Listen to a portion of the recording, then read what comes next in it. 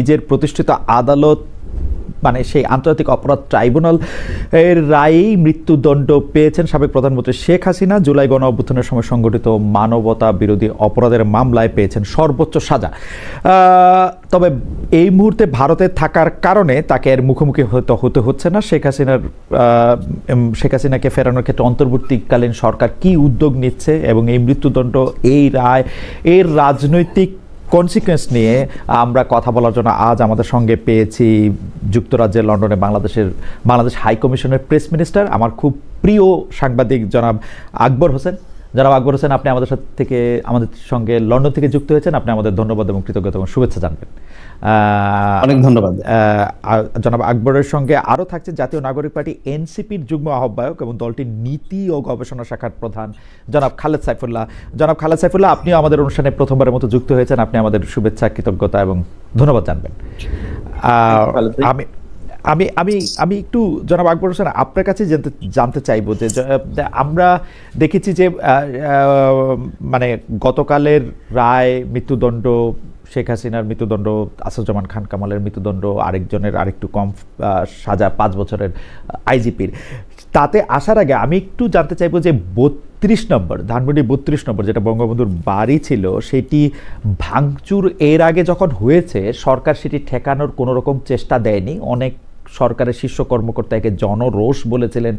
গতকাল ঠিক না, আমার জন্য গতকাল মানে আসলে 17 তারিখ, সেইটা রক্ষা করার ব্যাপারে এত সিরিয়াস এবার আমরা সরকারকে কেন দেখলাম? এতে কি সরকারের অবস্থানে পরিবর্তন হয়েছে নাকি না আসলে কোনটা? 32 নম্বর ভাঙতে চেয়েছে জনগণ, ভাঙতেই তো দেওয়া উচিত ছিল এর আগের বারের কথা স্মরণ করে আর কি। আচ্ছা, বিষয়টা আসলে আমরা কোন প্রেক্ষাপট থেকে দেখব ওইটা হচ্ছে আমার কাছে মনে হয় যে গুরুত্বপূর্ণ। আমরা কোন প্রেক্ষাপট দেখলে এক এক রকমের উত্তর পাবো। আপনি প্রথমে যেটা বলছিলেন যে এর আগে যখন এটাকে ভাঙার চেষ্টা করা হয়েছিল বা ভেঙেছিল তখন সরকারের দিক থেকে বাধা দেওয়া হয়নি। আমি এটাতে একটু স্লাইটলি ডিসএগ্রি করি, কারণ যখন এই ঘটনাটা ঘটেছিল সেই সময় তখন আমি ঢাকায় ছিলাম এবং আমি সেখানে দেখেছিলাম যে ওখানে যত মানুষ জড়ো হয়েছিল, এটা কিন্তু simply that was impossible for law and order, law enforcing agencies to tackle that. এত মানুষ জড়ো হয়েছিল। আমার অভিজ্ঞতা আছে, আমি অনেক বড় বড় সমাবেশ কভার করেছি মাঠে থেকে, এবং আমার এস্টিমেশনে ওই সময় প্রথমবার ধানমন্ডি 32 নম্বর এবং তার আশপাশের এলাকায় অন্তত 15 থেকে 20 হাজার লোক জড়ো হয়েছিল। এবং এত বড় একটা ক্রাউডকে কন্ট্রোল করা, এটা একটা কঠিন ব্যাপার ছিল বটে। আপনারা দেখবেন যে সেখানে কিন্তু তখন এক পর্যায়ে সেনাবাহিনীর সদস্যরা উপস্থিত হয়েছিলেন, আইন শৃঙ্খলা রক্ষাকারী সদস্যরা উপস্থিত ছিলেন।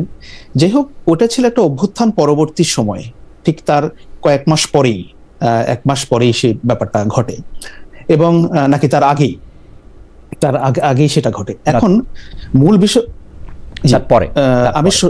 তারপরে হ্যাঁ, তো মূল বিষয়টা হচ্ছে দেখেন, যখন একটা দেশে একটা বড় আকারের একটা গণ অভ্যুত্থান সংঘটিত হয় এবং সেখানে কিন্তু অনেকগুলো অ্যাক্টর থাকে, কারণ এই অ্যাক্টরগুলোর আপনি যদি বিচার বিশ্লেষণ করেন, এদের অনেকেরই গণ অভ্যুত্থানে কোনো না কোনো ভাবে ভূমিকা আছে এবং তারা রেখেছে। এবং আমরা তো এটা জানি যে বাংলাদেশে শান্তিপূর্ণ উপায়ে ক্ষমতার হস্তান্তর হয়নি, এটা তো আমরা মানতে হবে। একটা 15 বছর জগদ্দল পাথরের মতো চেপে বসা, যেটাকে ফ্যাসিস্ট সরকার বলে অনেকেও বর্ণনা করছেন, আমিও তাদের সঙ্গে একমত, কারণ তাদের আচার আচরণ, তাদের কথাবার্তা অনেকটা সেটাই নির্দেশ করত।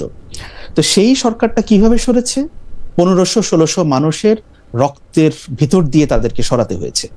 আপনি যদি এইসব গণ অভ্যুত্থানের এই হিস্ট্রিগুলো আমরা দেখি, আমাদের কাছে সাম্প্রতিক বছরগুলোতে গণ অভ্যুত্থানের সবচেয়ে বড় চিত্র আসে যেটা আমরা দেখি যে আরব স্প্রিং এর কথা আমরা যেটা দেখি, বিশেষ করে যখন তিউনিসিয়া এবং মিশরে হোসনে মোবারকের পতনের মধ্য দিয়ে।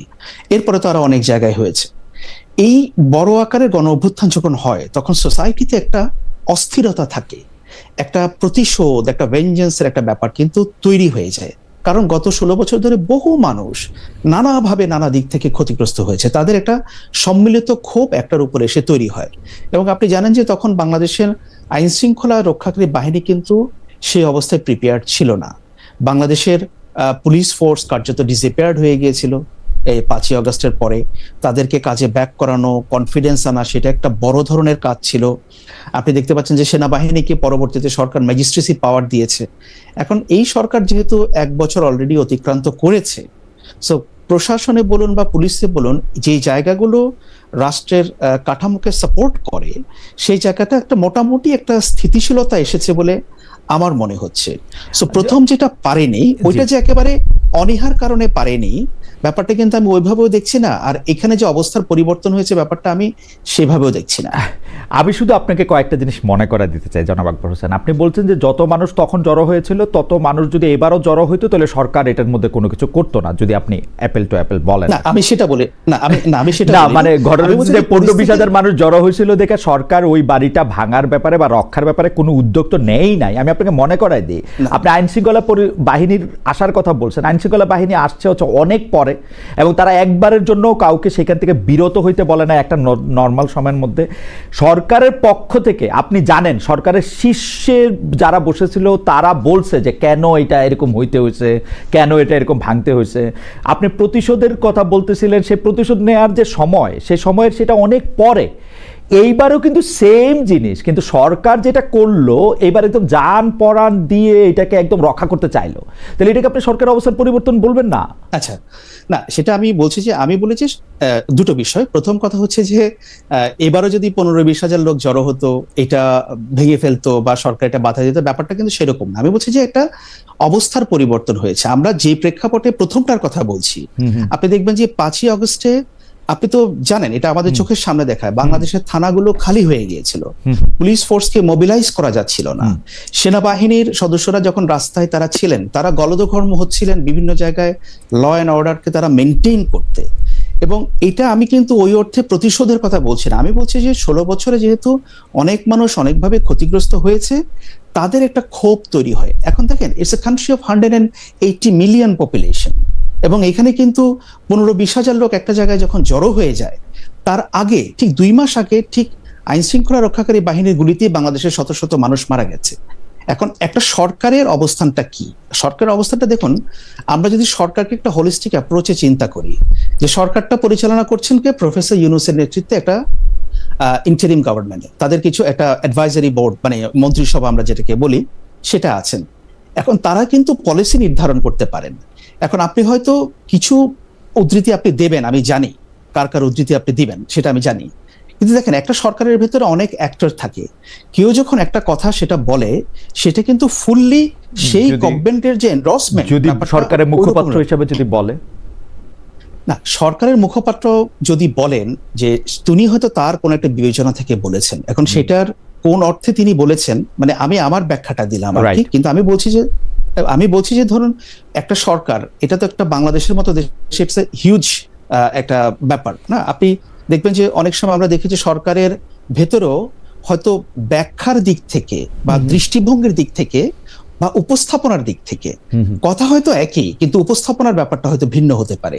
হয়তো ব্যাপারগুলো ওভাবে এসেছে। আমার মনে যে আকবর হোসেন, আপনি খুবই সুন্দর করে বলছেন। আপনি এখন সরকারের মধ্যে আসেন, আপনার মানে চমৎকার করে বলছেন। কিন্তু আমার কাছে মনে হচ্ছে যে সরকার এখানে একটা অবস্থা পরিবর্তন করছে, এবং কি জন্য এই অবস্থা পরিবর্তন করলো, আমি আপনাকে 2-3টা জিনিস শুধু আপনাকে মনে করায় দেখে। এটা নভেম্বরের 17 তারিখে একবার ভাঙতে চেষ্টা করা হয়েছে। আমি এইমাত্র আবার একটু দেখলাম যে এটা ফেব্রুয়ারির শুরুর সপ্তাহ এটা আবার ইচ্ছা করে ভাঙা হয়েছে। সরকারের কোনো এটারে মাথা ব্যথা ছিল না। এখন সেইটা ভাঙা হবে, সরকার একদম যান জীবন দিয়ে গুলি করে প্রায় লোকজনকে আহত করে সেটাকে আবার ঠেকালো। আমি এটা ঠিক বুঝতে পারিনি, তবু আপনি আপনার ব্যাখ্যা দিয়েছেন, আপনাকে ধন্যবাদ। আমি একটু আমাদের সাথে জনাব খালেদ সাইফুল্লাহ আছেন, খালেদ সাইফুল্লাহর কাছে একটু জানতে চাইব। জনাব খালেদ সাইফুল্লাহ, এই যে ধরেন যে জনাব আকবর হোসেন কিন্তু খুব সুন্দর করে প্রেক্ষাপট বা পটভূমিটা ব্যাখ্যা করেছেন যে জুলাই আগস্ট মাসে এরকম রক্তক্ষয়ী একটা গণ অভ্যুত্থানের মধ্যে দিয়ে যে সরকারকে আসলে পালিয়ে যেতে হয়েছিল,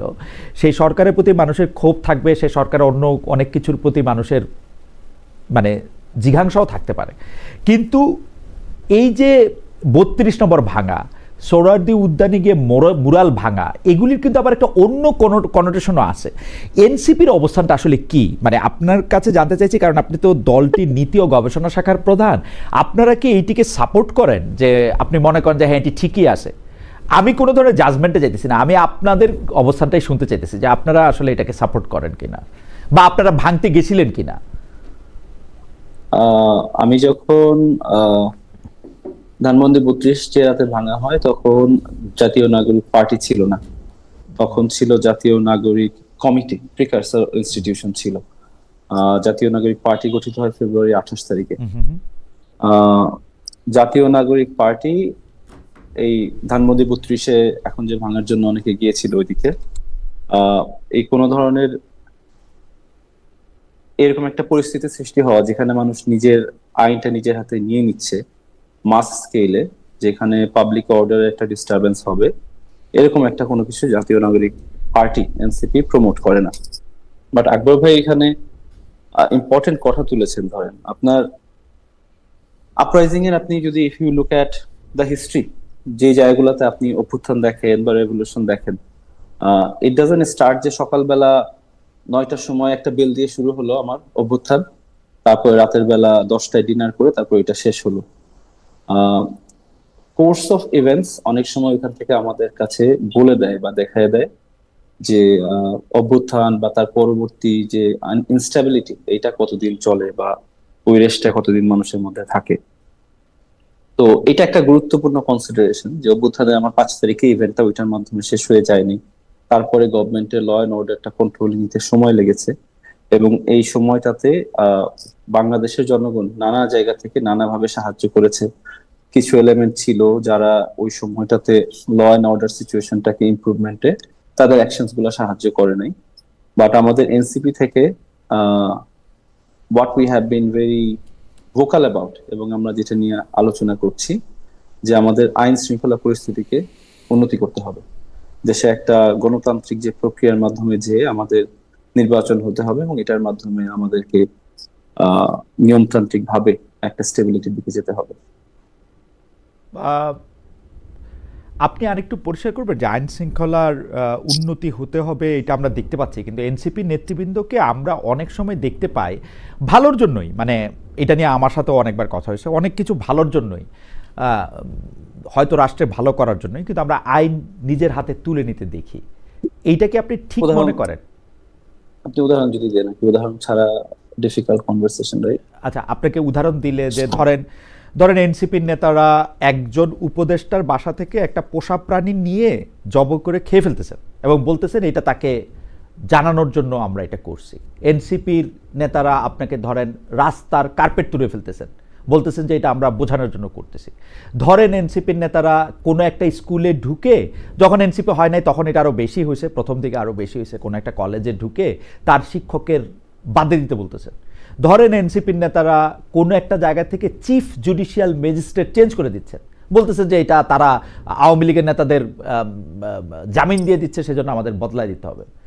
ধরেন এনসিপির নেতারা প্রকাশ্যে প্রতিবাদ করতেছেন কারণ বিএনপি কোনো একটা জায়গায় চাঁদাবাজি করতেছে, বিএনপি চাঁদাবাজি করতেছে, এটা আমি অস্বীকার করতেছি না, কিন্তু এনসিপি নেতারা সেখানে একটা যদি সুযোগ থাকে তারা যাচ্ছেন, যায় তারপরে তাদেরকে এটাতে বাধা দিচ্ছেন এবং সেটা আবার টেলিভিশনে দেখাচ্ছেন, ক্যামেরা বন্দী করতেছেন। আমরা স্পেসিফিক একটা দুটো এক্সাম্পল নিয়ে আলোচনা করে আগে সুবিধা হবে। ফর এক্সাম্পল ধরেন আমি আপনার শোতেই দেখছি হাসনাতের সাথে you had a very lengthy exchange, যে এক্সচেঞ্জের মাধ্যমে আলোচনা হচ্ছিল যে রাস্তার এখানে দুর্নীতির ব্যাপারে হাসনাত মেড আ কল, যেখানে যে দুর্নীতি হচ্ছে এটা প্রতিবাদ স্বরূপ, একটা প্রতীকী প্রতিবাদ স্বরূপ হচ্ছিল হি ডিড দ্যাট অ্যাক্ট, এবং সেটা আপনার ওই শোতে পরিষ্কার করছেন। এবং এটা আপনি দেখবেন আপনি পরিষ্কার হয়েছে যে এটা করা ঠিক হয়েছে, আপনি পরিষ্কার হয়েছেন এটা করা ঠিক হয়েছে। আপনি এটা do you understand the concept of civil disobedience? আমি যখন ইউকেতে ছিলাম একটা ওই ক্লাইমেট চেঞ্জ নিয়ে প্রতিবাদ জানানোর জন্য দেয়ার ইজ আ গ্রুপ, ওই গ্রুপ সিভিল ডিসওবিডিয়েন্স এর মাধ্যমে they bring attention to a situation in the society, যে এই সিচুয়েশনটা আর চলতে পারে না। ফর এক্সাম্পল তারা যখন প্রতিবাদ করছে নিয়মতান্ত্রিক ভাবে যে ক্লাইমেট চেঞ্জের ব্যাপারে আমাদের নীতি নির্ধারকদের মনোযোগ দেওয়া প্রয়োজন, এবং নীতি নির্ধারকরা এই দিকে মনোযোগ দিচ্ছে না, একের পর এক এমন পলিসি হচ্ছে যে পলিসির মাধ্যমে দিনের পর দিন আমাদের পরিবেশটা ধ্বংস হচ্ছে। তখন কিন্তু they have taken a form, যে ফর্মের মাধ্যমে অ্যাটেনশনটা নেয়ার জন্য they try to do that action. Hasnat আপনার কাছে ওইটা এক্সপ্লেন করছিল যে আমাদের দুর্নীতিটা, কারাপশনটা এমন পর্যায়ে আমাদের আমার জনাব সাইফুল্লাহ আপনি শেষ করেন, আপনি শেষ করেন। আপনি সিভিল ডিসঅবিডিয়েন্সের একটা কথা বলছেন, তো আপনি মনে করেন যে মানে আমার প্রশ্ন সরল, আপনারা বিপ্লব করছেন, বিপ্লব করবেন, বিপ্লব দিয়ে আপনারা বাংলাদেশটাকে ঠিকমতো করতে চাইছেন, আমার প্রশ্ন সরল, আপনি কি মনে করেন যে এটা ঠিক ছিল? মানে আপনি কিন্তু ক্লাইমেটের ক্ষেত্রে, সিভিল ডিসঅবিডিয়েন্সের ক্ষেত্রে আপনি একটা অন্য বড় আলোচনা আপনি নিয়ে আসছেন, বড় প্রেক্ষাপটে, বৈশ্বিক প্রেক্ষাপটে, আপনি মনে করেন যে বাংলাদেশের ক্ষেত্রে ঠিক আছে, এটা ঠিক ছিল এবং এটা এখনো ঠিক আছে? আমি আপনাকে যেটা বলছি, civil disobedience is a form of protest. এটা as a daily rule Hasnat Abdullah প্রতিদিন সবগুলো আইন ভাঙছে কিনা, এটা একটা প্রশ্ন।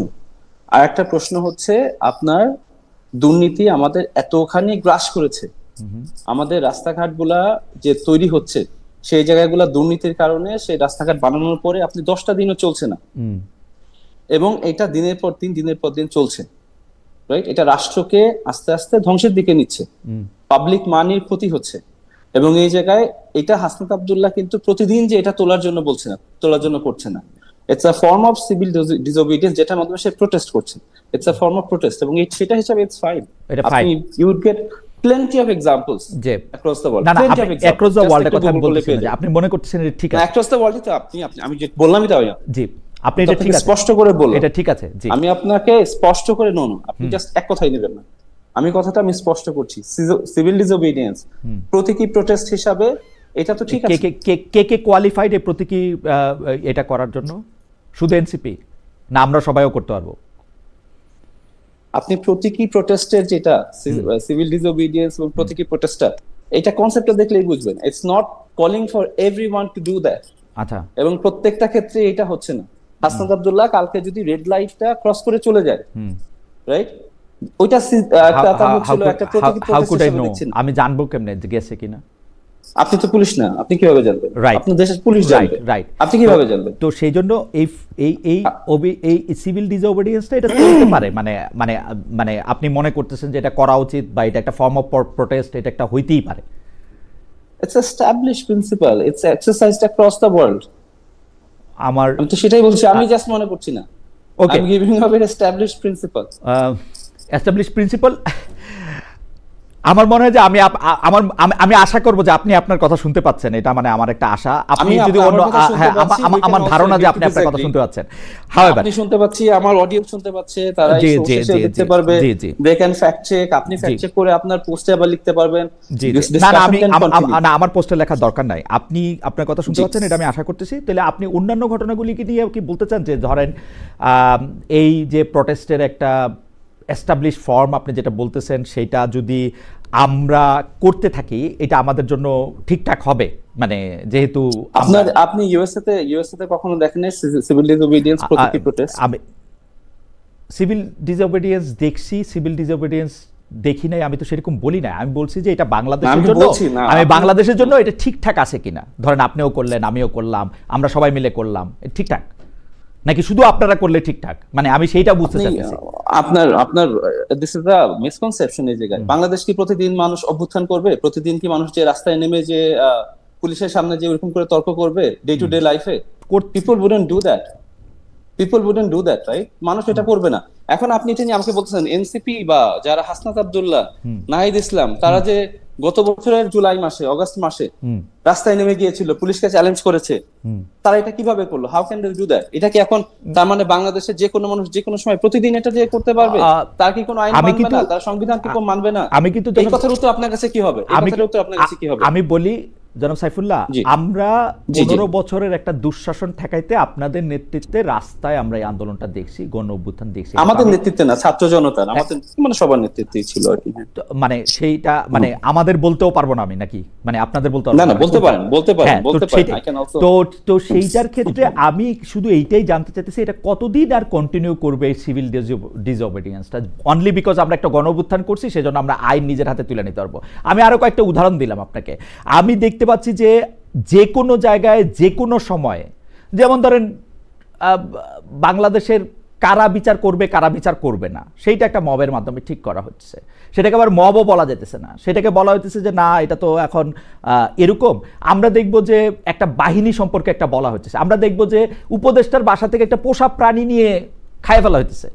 আমি বলা যে এটা ফর্ম অফ প্রাণী নিয়ে প্রাণী নিয়ে আপনার এখানেই নাসির আপনাকে চ্যালেঞ্জ করছিল। চ্যালেঞ্জ করে নাই, ও আমাকে বলছে আপনি তো বেক্সিমকো থেকে টাকা নিছেন, তাহলে আমি পোষা প্রাণী খাইলে অসুবিধা কি? না না, আপনার সাথে ওই আলোচনাই বলছিল যে আপনি কোন সোর্স থেকে পাইছেন, যে সোর্স থেকে পাইছেন সোর্সটা ভেরিফিকেশনের জন্য। আপনি যেটা ব্রডার পয়েন্টে আসি, এটা লেটস নট হচ্ছে এই আলোচনাটা ব্রডার পয়েন্টে তো আমরা আলোচনা করার চেষ্টা করছি যে ল অ্যান্ড অর্ডার সিচুয়েশনটা আমরা কিভাবে হচ্ছিল আমরা ডিল করব, রাইট? দেখেন, ইফ ইউ লুক এট ইট, আমাদের সোসাইটিতে অনেকগুলা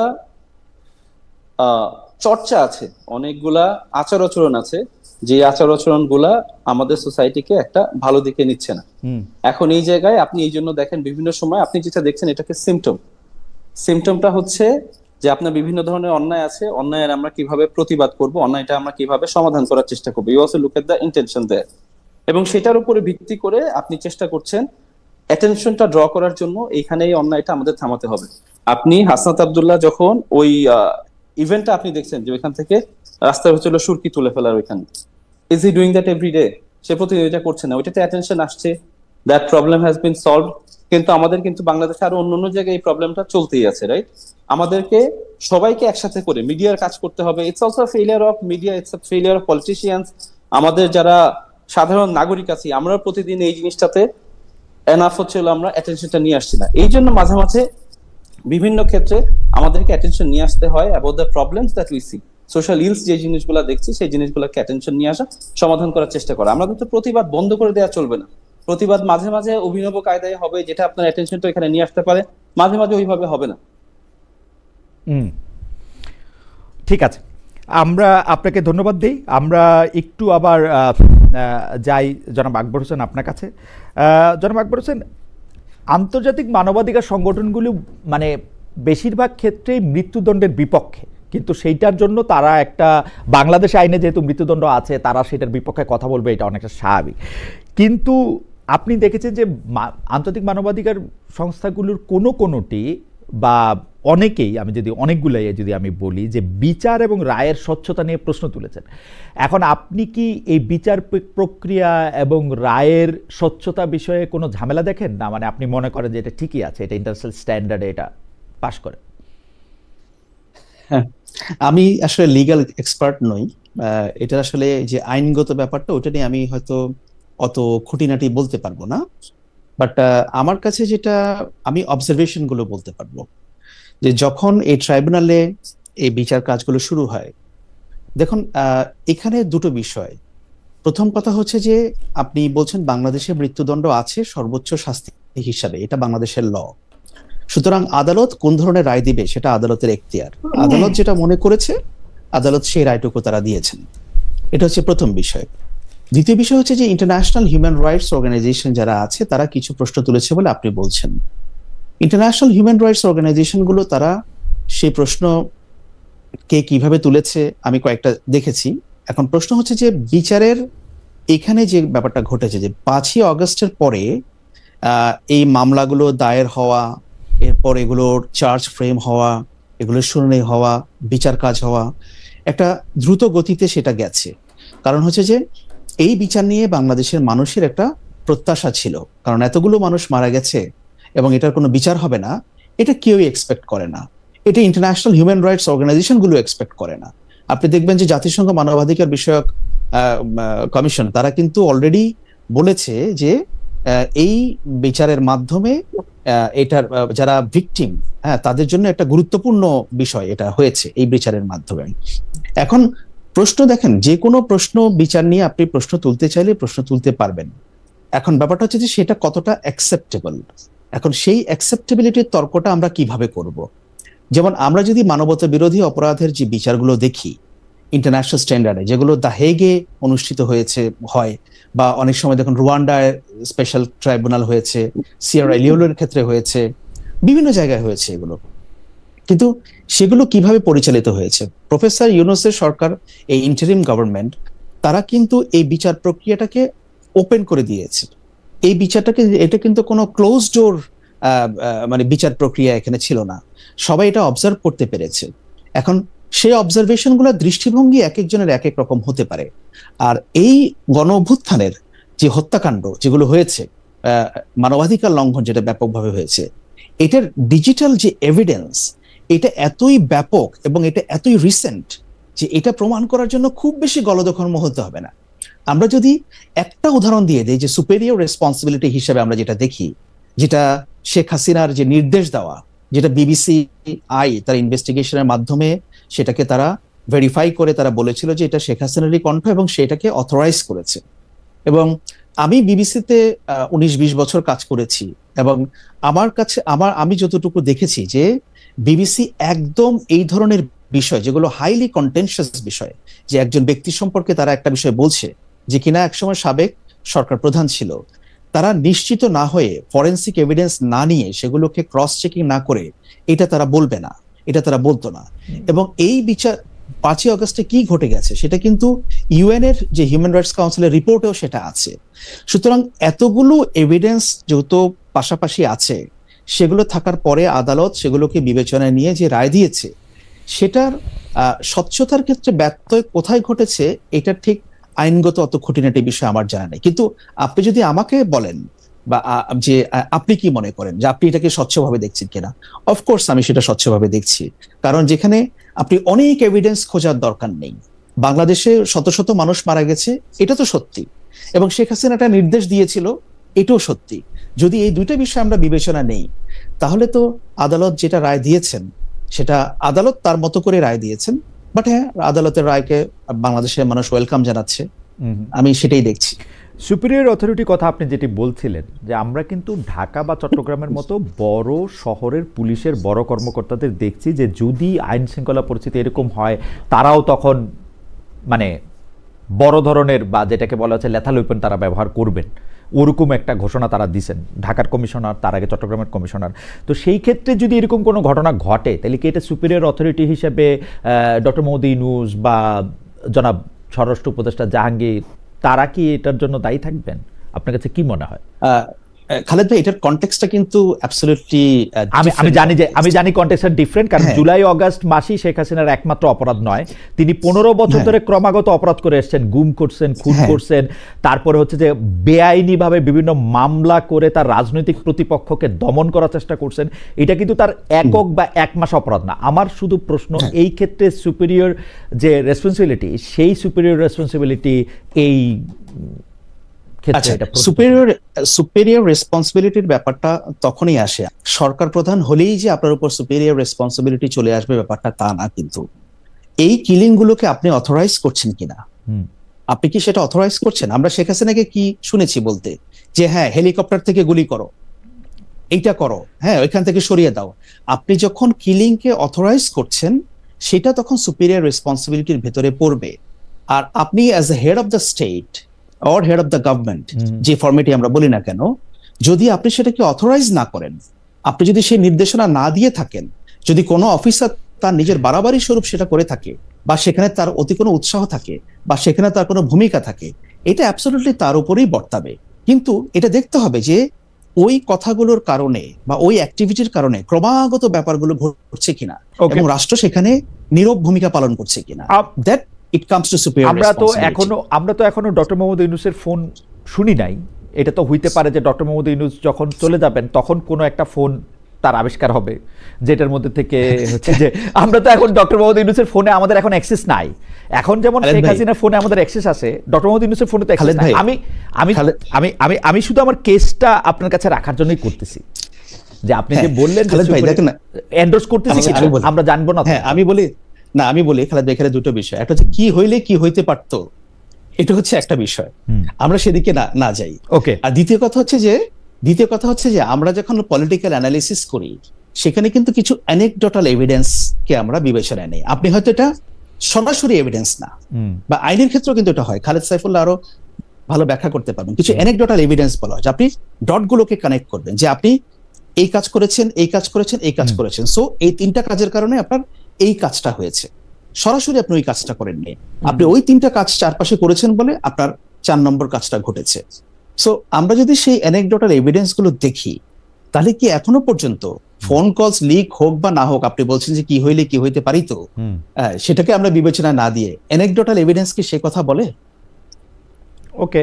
আপনি অ্যানেকডোটাল এভিডেন্সের কথা আপনি বলতেছেন, আমি আরেকটু বেশি করে বলতে চাই যে মানে 15 বছর ধরে শেখ হাসিনা যখন ক্ষমতায় ছিলেন তিনি নানা ধরনের নানা ফরম্যাটে এমন অনেক কিছু করছেন যেটা সংবিধানে ভায়োলেশন করছেন, যেটা মানবাধিকারে ভায়োলেশন করছেন, সেটা অনেক কিছুর ভায়োলেশন করছেন। কিন্তু আমার কথা ছিল যে এই বিচারের রায়টা, বিচার প্রক্রিয়াটা স্বচ্ছ হয়েছে কিনা আপনি মনে করতেছেন সেটা স্বচ্ছ হয়েছে। আপনি বিবিসির কথা বলতেছিলেন যে বিবিসি আসলে এগুলি ব্যাপারে খুবই সাবধান থাকে, আমরা জানি যে বিবিসির এই ব্যাপারে খ্যাতি রয়েছে, কিন্তু বিবিসি আবার ভুলও করে। আপনি জানেন যে ডোনাল্ড ট্রাম্পের ব্যাপারে যে তারা ভুল করছিল, তারা এত বছর পরে আইসাও তারা এটার ব্যাপারে তারা, আপনি জানেন যে তারা আসলে প্রত্যেক করছেন, অনেক কিছু করছেন। হাওয়েভার আমি প্রশ্নগুলি করে রাখলাম আর কি। আমি একটু আবার জনাব খালেদ সাইফুল্লাহ আপনার কাছে আসি। জনাব খালেদ সাইফুল্লাহ, মানে মুশকিল হচ্ছে যে আপনারা তো অনেক বেশি জনপ্রিয়, মানে এটা মুশকিল, এটা আনন্দেরই খবর। মানে আপনাদেরকে কোনো প্রশ্ন করলে এটা হচ্ছে যে খুবই অনলাইনে খুবই গালাগালির বন্যায় ভেসে যেতে হয় আর কি। কিন্তু সেটা হলো যে আমি আবারও আপনাদের বলি যে মানে আমি আমার কোনো পার্সোনাল এজেন্ডা নাই, কিন্তু যেটা আমি বুঝতে চাই সেটা আমাকে একটু যদি বলবেন যে এনসিপির যে রাজনীতি, সেই রাজনীতির মূল সুরটা কি আমাদের কাছে এখন পরিষ্কার কিনা। যেমন কয়েকদিন আগে আমরা শুনতে পাইলাম যে এনসিপি আসলে বিএনপির সাথে একটা জোট করার একটা চেষ্টা করতেছে, এবং সেটা কে বলল? এনসিপির ভিতরে লোক, আপনাদের খুব কাছাকাছির লোক, যারে মানে যে ছাত্র বৈষম্য বিরোধী ছাত্র আন্দোলনে আপনাদের খুব প্রথম সারিতে ছিল জনাব আব্দুল কাদের। আমরা রিফাত রশিদকে শুনলাম যে সেটা বলতে। আপনিও কিছুক্ষণ আগে বললেন যে আপনি কোট করতে। রিফাত রশিদ সাহেব কিন্তু ওই এর আগেও আরেকটা কথা বলছেন, যেটার হচ্ছে উপদেষ্টার পোষা প্রাণী নিয়ে যে কথা আমি বলতেছিলাম। যাই হোক, আমি বলতে চাই যে এনসিপির এই অবস্থানটা আমরা শুনতেই এখন আবার শুনতেছি যে এনসিপির সাথে জামায়াতে ইসলামের একটা প্যাক্ট হইতে পারে, এবং সেই ব্যাপারেও একটা ভালো চেষ্টা করা হইতেছে। আপনাকে একটু বলবেন যে আসলে মানে প্যাক্ট যার সঙ্গেই হোক, কিছু কিছু বিষয়ে আপনাদের অবস্থানটাকে একটু পরিষ্কার করবেন, যেটা হচ্ছে আপনারা কি ধরনের সরকার করবেন, এই নারীদের চলন বলন, পোশাক, পেশাগত জীবন নিয়ে জামায়াত, বিএনপি, খেলাফত মজলিস যেমন যার যার অবস্থান পরিষ্কার করতেছে, আপনারা এই ব্যাপারে পরিষ্কার বলবেন কিনা। ঢাকায় যে আহমদিয়া বিরোধী একটা বড় সমাবেশ হয়েছে, এসব নিয়ে আপনারা কিছু ভেবেছেন কিনা। এই ডক্টর ইউনূস সরকার যে প্রাথমিক বিদ্যালয়ে সঙ্গীত শিক্ষক নিয়োগ দিতে চাইছিল, সেটা বাতিলে আপনারা খুশি হয়েছেন কিনা। মানে এগুলির ব্যাপারে আপনারা একটু, ডক্টর ইউনূস সরকার যে আবার একটা বিদেশি প্রতিষ্ঠানকে বন্দর পরিচালনার দায়িত্ব দিতে চাচ্ছেন, এইগুলির ব্যাপারে আপনাদের অবস্থানটা কি আসলে, এটা যদি একটু বলতেন, মানে সার্বিকভাবে আপনাদের রাজনীতিটা একটু বোঝার জন্য যে আপনারা আসলে কোন দিকে আছেন। জনাব খালেদ সাইফুল্লাহ। খালেদ ভাই, আপনি প্রশ্ন এতগুলো একবারে দেন, এটা আমার হিউম্যানলি আমার পক্ষে পসিবল না সবগুলা করে। আমি আচ্ছা ঠিক আছে, আমি উদাহরণ না দিয়ে আমি আই গট আপনি এবার এই কথা বললে মনে হয় যে আমি মানে প্রশ্নটা মানে আপনি না গুড ঠিক আছে, ইটস গুড। আমি এইগুলো বলছি। আমি একটু ওই আমরা বললেন না অনেকে, আমি জাস্ট আগের ধরে খুব কুইকলি ড্রয়িং আ কনক্লুশন। আমাদেরকে অনেকে বলে যে বিকজ আমাদের মধ্যে অনেকে অনেক পপুলার, এই জন্য একটু বেশি রেসপন্সিবলি আচরণ করা লাগবে। I completely agree with that. এবং ওই জায়গা থেকেই আমি সিম্বলিক প্রোটেস্টের কথা বলছিলাম। অ্যাজ লং অ্যাজ আপনি সিম্বলিক প্রোটেস্ট করছেন, যেটার মাধ্যমে অন্যর ক্ষতি করছে না বা অন্যর হার্ম হওয়ার সম্ভাবনা কম, ইন্টেনশনটা ইজ রাইট, এই জিনিসগুলো সাধারণত লার্জলি কোর্ট থেকেও হচ্ছে ডেমোক্রেটিক প্রোটেস্টের মধ্যে ধরে। সেকেন্ড হচ্ছে ওই রায় নিয়ে আলোচনা করছিলেন, আমি জাস্ট একটু সময় নিব এটা নিয়ে আলোচনা করার জন্য। এবং এটা আমার আপনার এনসিপি কেমন রাজনীতি করে বা আইডেন্টিটিটার ক্ষেত্রেও একটা টাচ করবে। সেটা হচ্ছে আমাদের, আপনি জানবেন আমাদের এনসিপির একদম যখন শুরু হলো তখন থেকে আমরা তিনটা শব্দ বারবার বলছি যে আমাদের বিচার, সংস্কার এবং গণতান্ত্রিক উত্তরণ, যেটা এটা হচ্ছে আমাদের ইম্পর্টেন্ট একটা অ্যাসপেক্ট। গণতান্ত্রিক উত্তরণ মানে গণভোটের মাধ্যমে কনস্টিটিউয়েন্ট অ্যাসেম্বলি হবে, নতুন কনস্টিটিউশন হবে, তার মাধ্যমে আমরা আগাবো। আমরা সংস্কারের ব্যাপারে একটা জায়গায় আছে দেশ, হয়তো আমাদের এই শোতে পরে আলোচনা করলে এখানে আলোচনা আসতে পারে, একটা জায়গায় যাচ্ছে দেশ। হোপফুলি রাজনৈতিক দলগুলার শুভ বুদ্ধির উদয় হবে, এটার মধ্যে একটা সমাধানের দিকে আমরা যাব। বিচারের ক্ষেত্রে দৃশ্যমান কিছু ছিল না, আমরা যখন এই বিচারের রায় এসেছে আমরা এটাকে সাধুবাদ জানিয়েছি। আমরা আন্তর্জাতিক গণমাধ্যমগুলা যে বিভিন্ন কনসার্ন গুলা জানিয়েছে, তার মধ্যে দুইটা জিনিস ডিফারেন্সিয়েট করা গুরুত্বপূর্ণ। একটা হচ্ছে ডেথ পেনাল্টি। আমি ব্যক্তিগতভাবেও ডেথ পেনাল্টি অপোজ করি, একদম ব্যক্তিগতভাবে যদি বলি, বাট বাংলাদেশ রাষ্ট্রীয়ভাবে তো ডেথ পেনাল্টি আমাদের একটা প্রক্রিয়ার মধ্যে আছে আর কি। সো ওই দিক থেকে বলতে গেলে ডেথ পেনাল্টি নিয়ে আমাদের ইন্টারন্যাশনাল যে অর্গানাইজেশন গুলো আছে তারা অবজেকশন জানিয়েছে। That is duly noted, they have that right. তারা সব দেশে ডেথ পেনাল্টির ব্যাপারে অপোজ করে, ইউএসএ তে করে, জাপানেও করে, বা ইন্ডিয়াতে যেখানেই হোক তারা ডেথ পেনাল্টি অপোজ করে। প্রসিডিউরাল আনফেয়ার ট্রায়ালের ব্যাপারে যে আলোচনাগুলো আসছে ওইখানে তিনটা, আমি যদি অ্যামনেস্টি সবচেয়ে বেশি স্কেলিং একটা রিমার্ক আর কি এখানে দিয়েছে, রাইট? অ্যামনেস্টি এখানে একটা জিনিস গুরুত্বপূর্ণ, ওনারা বলছেন যে এই যে কোর্টটা হিস্টোরিক্যালি তার পার্সিয়ালিটি নিয়ে ইম্পার্সিয়ালিটি নিয়ে কিছু প্রশ্ন আছে। হিস্টোরিক্যালি এই কোর্ট ইনস্টিটিউশনটা উইক হিসেবে জানেন, বাট এইটা অ্যামনেস্টির ওইখানে ভালো হতো যদি ওনারা একটু স্পষ্ট করতেন যে এই যে হিস্টোরিক্যালি যে উইক এবং সেটা যে অন্য একটা রেজিমের সময় ছিল, এবং যে স্টেপস গুলো এখন নেওয়ার চেষ্টা করা হয়েছে এটাকে স্ট্রেনথেন করার জন্য, এটা গুরুত্বপূর্ণ। কারণ এর আগে যুক্তিযুক্ত কিছু কারণেই আমরা জেনেছি কিছু জিনিস স্কাইপে হচ্ছিল, কলের ব্যাপার লিক হয়েছে, আরো কিছু কারণে ইম্পার্সিয়ালিটি নিয়ে প্রশ্ন ছিল। এই কোর্টটা নিয়ে এই প্রশ্নটা সাধারণত করেনি, বাট কয়েকটা বিষয়ে প্রশ্ন আছে যেটা আমার মনে হয় ইম্পর্টেন্ট। একটা হচ্ছে ট্রায়াল ইন অ্যাবসেন্সিয়া, যে অনুপস্থিতিতে ট্রায়াল হওয়া। আমাদের কিন্তু দেখেন এই ক্রাইম এগেইনস্ট হিউম্যানিটি, মানবতা বিরোধী অপরাধ, এটা কিন্তু খুনের থেকেও বড় অপরাধ, রাইট? তো আপনি দেখবেন খুন বা অন্য অন্য ক্রাইমের ক্ষেত্রে কিন্তু বাংলাদেশে অ্যাবসেন্সিয়াতে ট্রায়াল হয়। তো এখন ইন্টারন্যাশনাল স্ট্যান্ডার্ডের সাথে মানানোর জন্য যদি এখানে অ্যাবসেন্সিয়াতে ট্রায়ালটা যদি না থাকতো, তাহলে কিন্তু আমরা দেখা যেত যে খুনের ক্ষেত্রে অ্যাবসেন্সিয়াতে ট্রায়াল হচ্ছে, তার থেকে বড় অপরাধের ট্রায়াল কিন্তু আটকে যাচ্ছে। এবং আপনি জানবেন যে হচ্ছে ইন্টারন্যাশনাল ক্রাইমস ট্রাইব্যুনালে, আমার বাংলাদেশেরটা না আর কি, ওইখানে 25 বছরে মাত্র 35টা কেসের ট্রায়াল হইতে পারছে, কারণ এই অ্যাবসেন্সিয়াতে তারা ট্রায়াল করে না। It's a very কাম্বারসাম process. ওইটা নিয়ে অ্যামনেস্টির একটা প্রিন্সিপাল একটা কমেন্ট আছে যেটা আমরা অ্যাকনলেজ করি, বাট অলসো বাংলাদেশের রিয়ালিটির সাথে ওইখানে হচ্ছিল কাজ করে না। আরো প্রশ্ন আছে, ক্রস এক্সামিনেশন নিয়ে প্রশ্ন আছে, আর একটা হচ্ছিল খুব দ্রুত ট্রায়াল হয়েছে কিনা, যে জায়গায় এখানে খুব বেশি একটা ডিটেলস ওনারা দেন নাই। আমি এখানে খুব ডিটেলসে যাচ্ছি না। যে কনসার্ন গুলো আছে এই কনসার্ন গুলো দেখতে হবে আসলে কোন বস্তুনিষ্ঠ কোন বিষয়ের উপর ভিত্তি করে এই কনসার্ন গুলো আসে। যদি সত্যি বলে যে এখানে খুব দ্রুত ট্রায়াল হয়েছে, 1 বছরের মধ্যে হয়েছে, যেটা দেখা গুরুত্বপূর্ণ এমন কি হয়েছে কিনা যে অ্যাটর্নি ওইখানে সময় চেয়েছে বাট কোর্ট তাকে কোনো সময়ই দেয়নি। কারণ আমার মনে আছে যখন একদম প্রথম ট্রায়ালটা শুরু হয় তখন লয়াররা আমরা যেটা বলি, আমরা কোর্টের কাছে যে একটু বেশি সময় চাই, কোর্ট একটু কম সময় দেয়। তখন চেয়েছিল 2 সপ্তাহ সময়, কোর্ট 1 সপ্তাহ সময় দিয়েছিল। এই সামারি শেষ যে হচ্ছিল আর্গুমেন্ট, এটার জন্য 7 দিনের জায়গায় কোর্ট এখানে 3 দিনের মতো সময় দিয়েছে। বিভিন্ন সময় কোর্ট সময় অ্যালাউ করেছে, বাট আমাদের যদি আমরা দেখতে পারতাম যে বাংলাদেশে অন্যান্য স্পিডি যে ট্রায়াল গুলা হয় সেই ট্রায়ালের থেকে এই ট্রায়ালে কম সময় দেয়া হয়েছে কিনা, বা যখন টাইম প্রেয়ার ছিল সেগুলা বেশি ইগনোর করেছে কিনা কোর্ট, তাহলে হয়তো আমরা আরেকটু ক্লিয়ারলি জানতে পারতাম যে এখানে ডিউ প্রসেসের ক্ষেত্রে আর কি কি ঝামেলা হয়তো বা হয়েছে। শেষে চলে যাই, আমাদের আসলে এনসিপির আইডেন্টিটিটা কি, আমাদের পলিটিক্সের আইডেন্টিটিটা কি, বা আমাদের পলিসিটা কোন জায়গায়। ওই জায়গায় খুব সহজভাবে যদি বলি, আমাদের এনসিপি তো জুলাই আপরাইজিং এর পরে এসেছে। সো জুলাই আপরাইজিং এর ক্ষেত্রে মানুষের একটা খুবই আর্নেস্ট একটা চাওয়া ছিল যে আমাদের দেশটা বৈষম্যহীন হবে। বৈষম্যহীন একটা দেশ কিন্তু একদিনে 2 দিনে হয় না। সাউথ আফ্রিকাতে ওই অ্যাপারথাইডের পরে যে টার্মটা এখানে এসেছে, ট্রান্সফরমেশনাল ইকুয়ালিটি, বৈষম্য দূর করার জন্য ওনারা ইকুয়ালিটি চায়, এটা ট্রান্সফরমেশনের প্রসেসের মধ্যে দিয়ে যাবে। সেটা অনেক দিনের একটা প্রক্রিয়া ছিল। আমরা এনসিপি থেকে এই বৈষম্যটা দূর করার জন্য আমরা কাজ করব, এখন স্টেপ নিব, কনসিস্টেন্টলি কাজ করব। এটা 5 বছর, 10 বছর, 15 বছর, 20 বছর, যত বছর সময় লাগুক আমরা এটা করার চেষ্টা করব। দ্যাট ইজ আমাদের একটা কোর প্রিন্সিপাল। সেকেন্ড হচ্ছে, মানুষের কিন্তু ভোটাধিকার হরণ করেছিল, এবং আমাদের যখন আমাদের সবাই রাস্তায় নেমে এসেছিল একটা আন্ডারপিনিং একটা কারণ ছিল কিন্তু আমাদের ডেমোক্রেসির অভাব। ডেমোক্রেসি যদি থাকতো, মানুষ যদি পিসফুলি তাদের ডিমান্ডটা জানাতে পারতো, সরকার যদি সেটা শুনতো, তাহলেও আমাদের কিন্তু এরকম একটা পরিস্থিতিতে আসতে হতো না। তো ডেমোক্রেসি আমাদের একটা খুব একটা কোর আইডিয়াল, যে আমাদের গণতান্ত্রিক যে মূল্যবোধ এটা আমাদের বজায় রাখতে হবে। সামাজিক সুবিচার একটা খুবই ইম্পর্টেন্ট এরিয়া, কারণ সামাজিক সুবিচার আমাদের নাই, নাগরিকের আমাদের মর্যাদা নাই।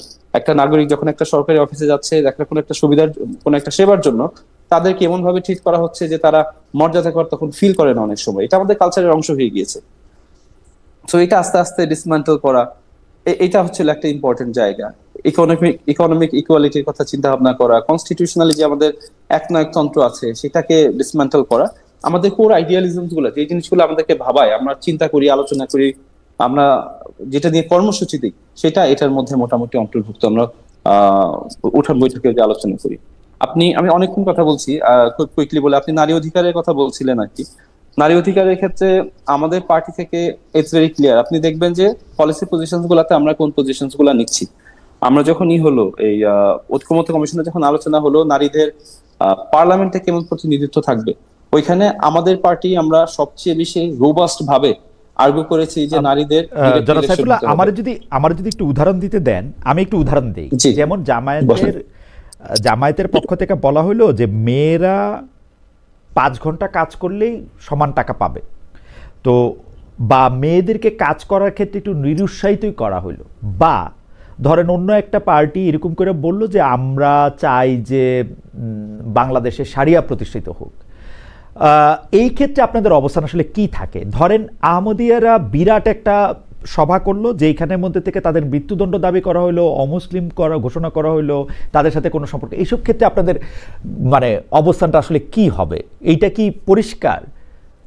এটা পরিষ্কার। ধরেন এটা দ্ব্যর্থহীন ভাবেই বলি, আমাদের নারীদেরকে যে 5 ঘন্টা ওয়ার্ক আওয়ার দেয়া হবে, এই যে প্রপোজালটা হয় চিন্তা ভাবনা করে করা হয়নি, অথবা যদি চিন্তা ভাবনা করে করা হয় তাহলে এইটার ইম্প্যাক্টটা যে সমাজের জন্য খারাপ হবে, সেই ইম্প্যাক্টটা কি ওনাদের উদ্দেশ্য, এটা অনেক ভাবার বিষয়। কারণ হচ্ছে আপনি যেটা বললেন, নারীদেরকে যদি কর্মঘন্টা 5 ঘন্টা হয় এবং তার জন্য 5 ঘন্টার জন্য যদি প্রত্যেকটা বিজনেসকে 8 ঘন্টা বা 10 ঘন্টা স্যালারি দিতে হয়, ওই বিজনেস কেন নারীকে ওইখানে হায়ার করবে? সেখানে তো তারা চিপার কস্টে they can hire a man. অথবা যখন একজন, এবং নারীকে essentially they will be a part time worker, কারণ সে তো পুরুষের থেকে অর্ধেক সময়ের জন্য কাজ করছে, part time worker full time salary পাচ্ছে। তখন সরকারি অফিস এক ধরনের কথা, বেসরকারি অফিস যেটা আছে তাদের তো প্রফিটের মার্জিনটার কথা চিন্তা করতে হবে, উৎপাদন কষ্টের কথা চিন্তা করতে হবে। সো ধরেন কল সেন্টারে no matter how hard you work, you can't work, মানে আপনার আউটপুট তো তার থেকে বেশি হবে না। What I am trying to say is এই প্রপোজাল গুলা যারা করে, মানে এনসিপি তো অ্যাবসলিউটলি কোনো প্রশ্নই আসে না। ওই দিনই আমাদের ক্ষেত্রে আমরা খুব স্পষ্টভাবে এই পলিসির যে প্রবলেমগুলো আমি লিখে তুলে ধরার চেষ্টা করেছি ওই জায়গায়। সো নারীদের ক্ষেত্রে কর্মক্ষেত্রে আমাদের ক্ষেত্রে সমাধান যেটা, নারীরা যখন কর্মক্ষেত্রে আসছে, of course there are challenges, but challenges গুলা সমাধান কি হবে আমাদের সেটা নিয়ে ক্রিয়েটিভলি চিন্তা করতে হবে। এমন কোনো পলিসি আমরা গ্রহণ করতে পারবো না, এমন কোনো পলিসি আমরা প্রপোজ করবো না যে পলিসির কারণে ডিরেক্টলি বা ইনডিরেক্টলি নারীদের কর্মক্ষেত্রে অংশগ্রহণের ক্ষেত্রে বাধা হয়ে দাঁড়াতে পারে, নিরুৎসাহিত করতে পারে, বা এমপ্লয়ারের কাছ থেকে এমন একটা বায়াসেস আসতে পারে যে জন্য তাদের কর্মক্ষেত্রে সম্পৃক্ততা আস্তে আস্তে সংকুচিত হবে। ওকে, অন্য ধর্মীয় বা অন্য আদর্শের সংখ্যালঘুদের ক্ষেত্রে এনসিপির অবস্থানটা কি? আমি আহমদিয়াদের কথা যদি জানতে চাই, আমরা দেখেছি যে আসলে ধর্ম নিয়ে রাষ্ট্র শাসন করার একটা বড় জায়গা হচ্ছে আমরা তো সবাই একটা বিষয়ে কখনো একমত হইতে পারি না, মানে সারিয়াও তো আসলে এক একটা জায়গায় এক এক রকম। এই ক্ষেত্রে আসলে এনসিপির অবস্থানটা কি হইতে পারে বা কি? আমরা খুবই স্পষ্ট, আমাদের সকলের যে অধিকার, আমার অধিকার তো রক্ষা করতে হবে, আমার সবার অধিকার রক্ষা করতে হবে। আমার সংবিধান আমাদেরকে অধিকার দিয়েছে, সেই অধিকার আমি একটা পলিটিক্যাল পার্টি হিসাবে তাদের যে রাইটস গুলো আছে সেই রাইটস গুলো আমরা ওইখান থেকে নিজের ইচ্ছা মতো, because I might be a majority party, because হয়তো মেজরিটি কোনো একটা কিছু চাচ্ছে, আমি টিরানি অফ মেজরিটি তাদের উপরে চাপিয়ে দিব, এটা তো কোনো সমাধান হতে পারে না, এটা তো একটা রেসপন্সিবল পলিটিক্যাল আচরণ হতে পারে না।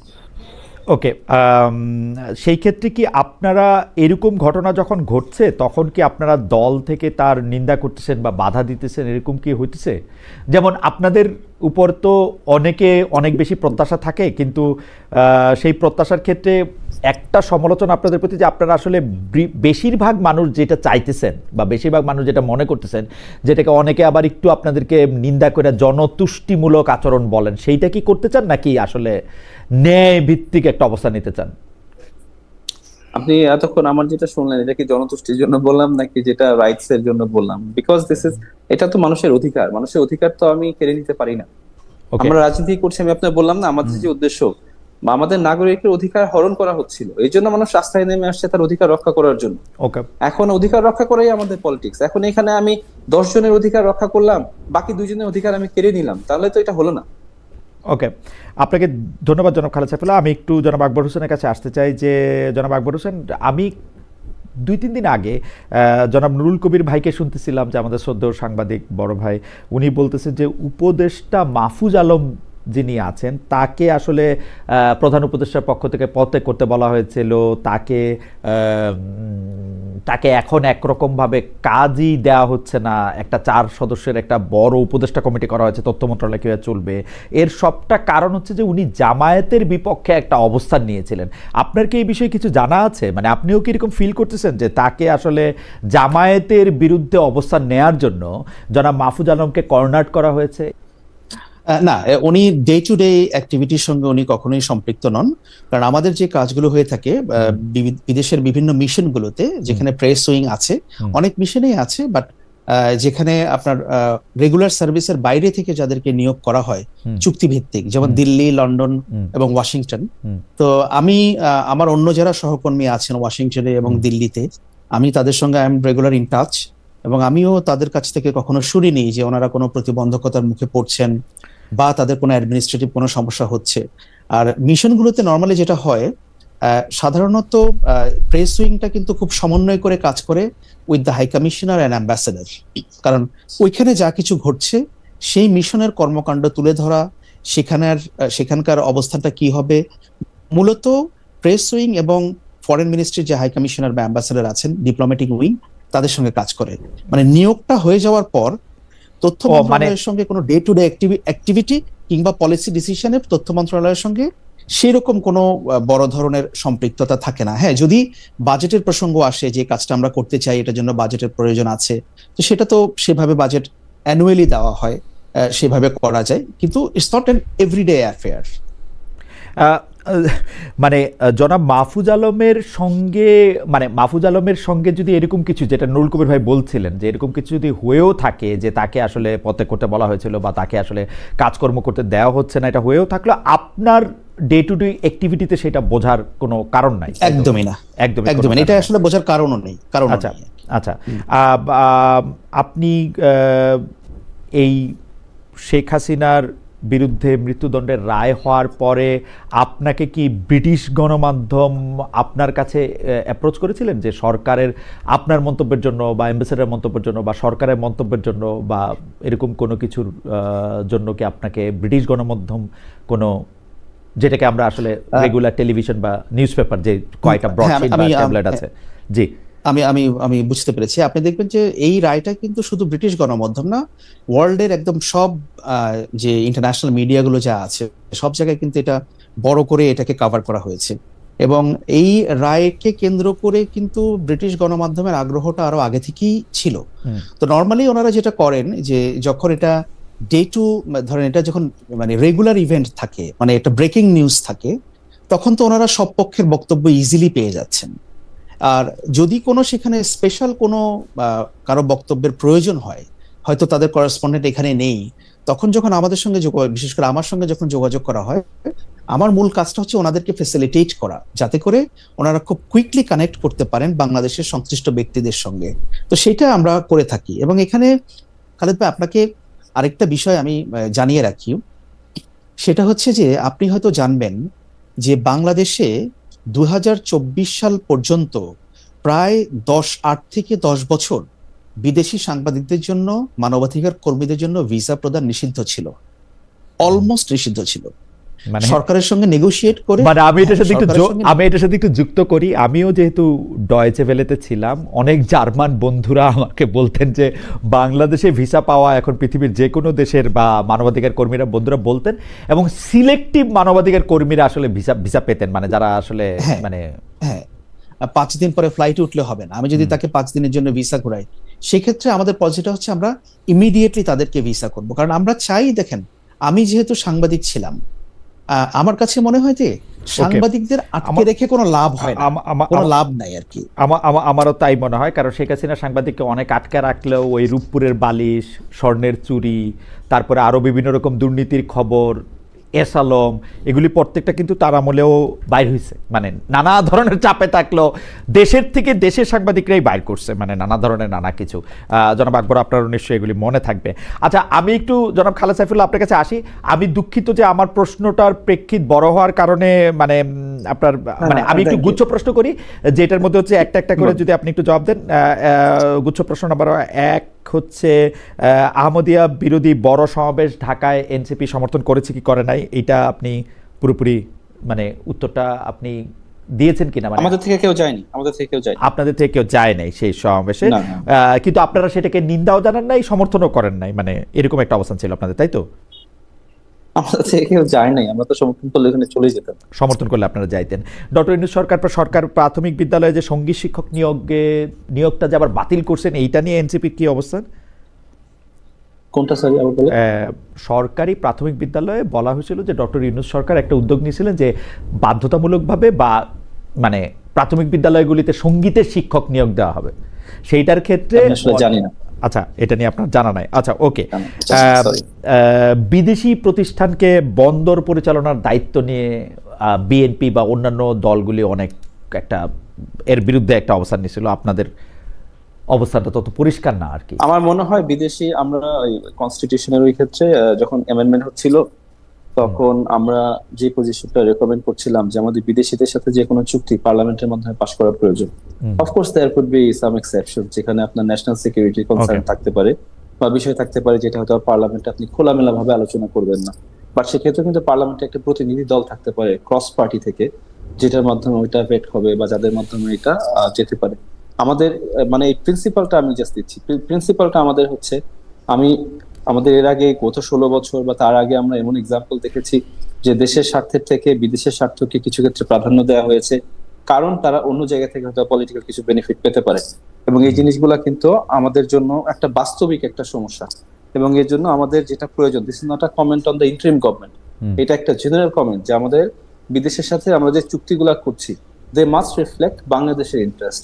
এখন বাংলাদেশের ইন্টারেস্ট রিফ্লেক্ট করছে কিনা আমরা কিভাবে জানবো? আলোচনা করে বা আমাদের জানাটা প্রয়োজন, স্টেক হোল্ডারের সাথে আলোচনাটা প্রয়োজন। জি, আপনি আলোচনা এবং পরবর্তীকালে পার্লামেন্টে আলোচনা করে দরকার হলে অন্য ন্যাশনাল সিকিউরিটি প্রয়োজন না হলে সেটা সিদ্ধান্তের ব্যাপারে। আমি আরো কিছু ব্যাপারে আপনাকে দু একটা প্রশ্ন করতেছি। আমি দর্শকদের মতামত খুবই আকর্ষণীয়, যার মধ্যে জনাব মোহাম্মদ শিবলু, ইনি অনেকগুলি মতামত পাঠিয়েছেন। একটি মতামত হচ্ছে খালেদ ভাই এনসিপির ব্যাপারে বেশ নমনীয়, এই কথাটাই তিনি অনেকবার লিখছেন যে খালেদ ভাই এনসিপির ব্যাপারে বেশ নমনীয়। আরেকটা হচ্ছে কাউসার আল মামুন, একটু শক্ত হইতে হবে আমাদের প্রতি। জি, আর না ইন্টারেস্টিং শোনেন না, কাউসার আল মামুন বলছেন যে খালেদ ভাই ধরে মাছ না চুই পানি আওয়ামী প্রোডাক্ট। ইন্টারেস্টিং। আমি যেটা মানে আওয়ামী প্রোডাক্ট, বাহ। তারপরে হচ্ছে মানে জামায়াতে ইসলামী প্রসঙ্গে যেটি আমি জনাব আকবর হোসেনের কাছে জানতে চাচ্ছিলাম যে আসলে জনাব মাহফুজ আলম জামায়াতের বিপক্ষে একটা অবস্থান নেওয়ার ফলে তার রাজনৈতিক জীবনে, যে রাজনৈতিক জীবনের আসলে জন্মই এখনো হয় নাই, সেইটাতেও একটা মানে কি বলবো, মানে সেটাতেও একটা আধার নেমে আসছে বলে অনেকে বলতেছেন। আপনারা কি এরকম ফিল করেন? অনেকে যে বলতেছেন যে জনাব আসিফ, যারা মানে সহযোদ্ধা ছিলেন আপনাদের, যারা নেতৃত্ব দিয়েছেন আসলে প্রথম সারির 6 জন গুরুত্বপূর্ণ নেতার, মানে আমি বলবো 3-4 জন গুরুত্বপূর্ণ নেতারই একজন আসিফ, তিনি যে এনসিপিতে না আসে বিএনপির দিকে যাচ্ছেন, সেইটা আসলে আপনারা কিভাবে দেখেন? আপনি জনাব মাহফুজ এবং জনাব আসিফের অবস্থাটা যদি একটু বলতেন। এনসিপি নিয়ে আমার আরেকটু প্রশ্ন আছে। খালেদ ভাই, আমি আবারও বলছি, মানে আমার যে রোল, সেখান থেকে এই বিষয়ে কমেন্ট করাটা খুব কঠিন ব্যাপার রাজনীতি নিয়ে, বাট স্টিল আপনি যেহেতু জানতে চাচ্ছেন। সরি আকবর, আমি ভুলে এই প্রশ্নটা আসলে আমি খালেদ সাইফুল্লাহকেই করতে চাইছিলাম। আপনার মন্তব্য আমি শুনবো, এটা আসলে জনাব খালেদ সাইফুল্লাহরই, এটা আমার ভুল, বয়স হয়েছে, ভুল হচ্ছে, ক্ষমা সুন্দর দৃষ্টিতে দেখবেন। আমি আসলে খালেদ সাইফুল্লাহকে একটু জানতে চাইছিলাম, এটা আসলে আপনার, আমি আপনার কাছে আসছি। জি স্যার, একটু রিপিট করতে হবে। মাহফুজ আলম, আচ্ছা, মাহফুজ আলম জামায়াতের এগেইনস্টে কথা বলে তার যে রাজনৈতিক জীবনের জন্ম হয় না, সেইটা নিয়েই তিনি বিপদে ফেলে দিয়েছেন, যেটা আকবর হোসেনের কাছে আমি জানতে চাইছিলাম। প্লাস হচ্ছে যে আসিফ, যিনি আপনাদের একজন সহযোদ্ধা, তিনি আসলে আপনাদের রাজনীতিতে না এসে বিএনপি রাজনীতিতে আসছেন। একইভাবে মীর মুগ্ধের ভাই মীর স্নিগ্ধের কথাও বলা যায়, যারা শহীদ বীর মুগ্ধের ভাই স্নিগ্ধের কথা আমি বলছি, মীর স্নিগ্ধ।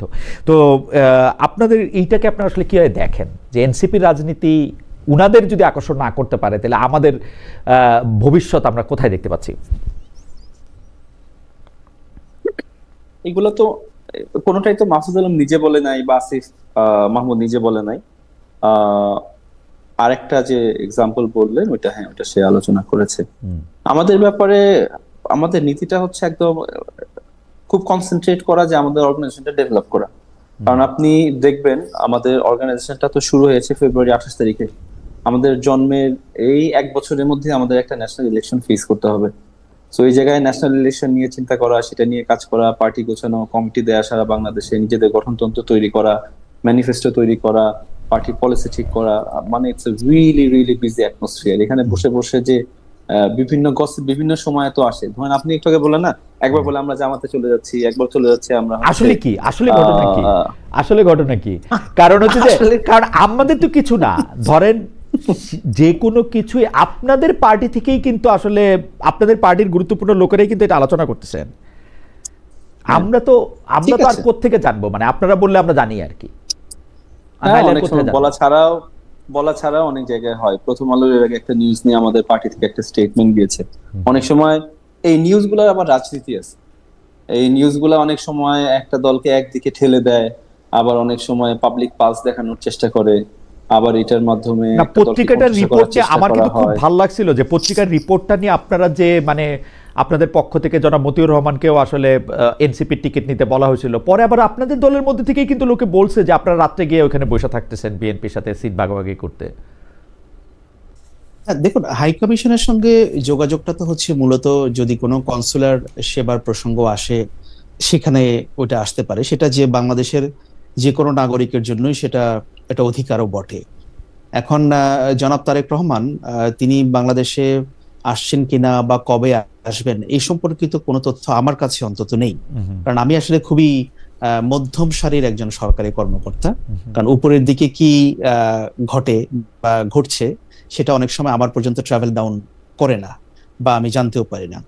আরেকটা বিষয় হচ্ছে যে উনি কবে আসবেন সেটা ওনার দলের তরফ থেকে বিভিন্ন সময় বলা হচ্ছে, বাংলাদেশের মিডিয়াগুলোতেও রিপোর্ট হচ্ছে, এবং যদি সেক্ষেত্রে ওনার কোনো প্রস্তুতি থেকে থাকে এবং সেখানে যদি হাই কমিশনের কোনো ইনভলভমেন্ট থেকেও থাকে, এটা আসলে যার যার একটা ব্যক্তিগত একটা প্রিভেসির বিষয় আছে, যে কোনো কনসুলার সেবা বলেন যা কিছুই বলেন। তো সেটা আপনিও জানেন যে আপনি আমেরিকায় আপনি পাসপোর্ট ডিপার্টমেন্টে বা হোম অফিসে চাইলে যে কারো ব্যক্তিগত তথ্য কিন্তু আপনাকে দেবে না। অনেক পাবলিক ইনফরমেশন পাবলিক পার্সোনালিটি হলেও কিন্তু সেটা দেয় না, কিছু ব্যক্তিগত ব্যাপার থাকে আর কি। বাট আমি যতদূর বলছি যে মানে আমি আমার লেভেল থেকে এখনো পর্যন্ত সেরকম কিছু আমার কাছে তথ্য নেই, বা মানে আমার পর্যন্ত এটা ট্রাভেল ডাউন করেনি আর কি।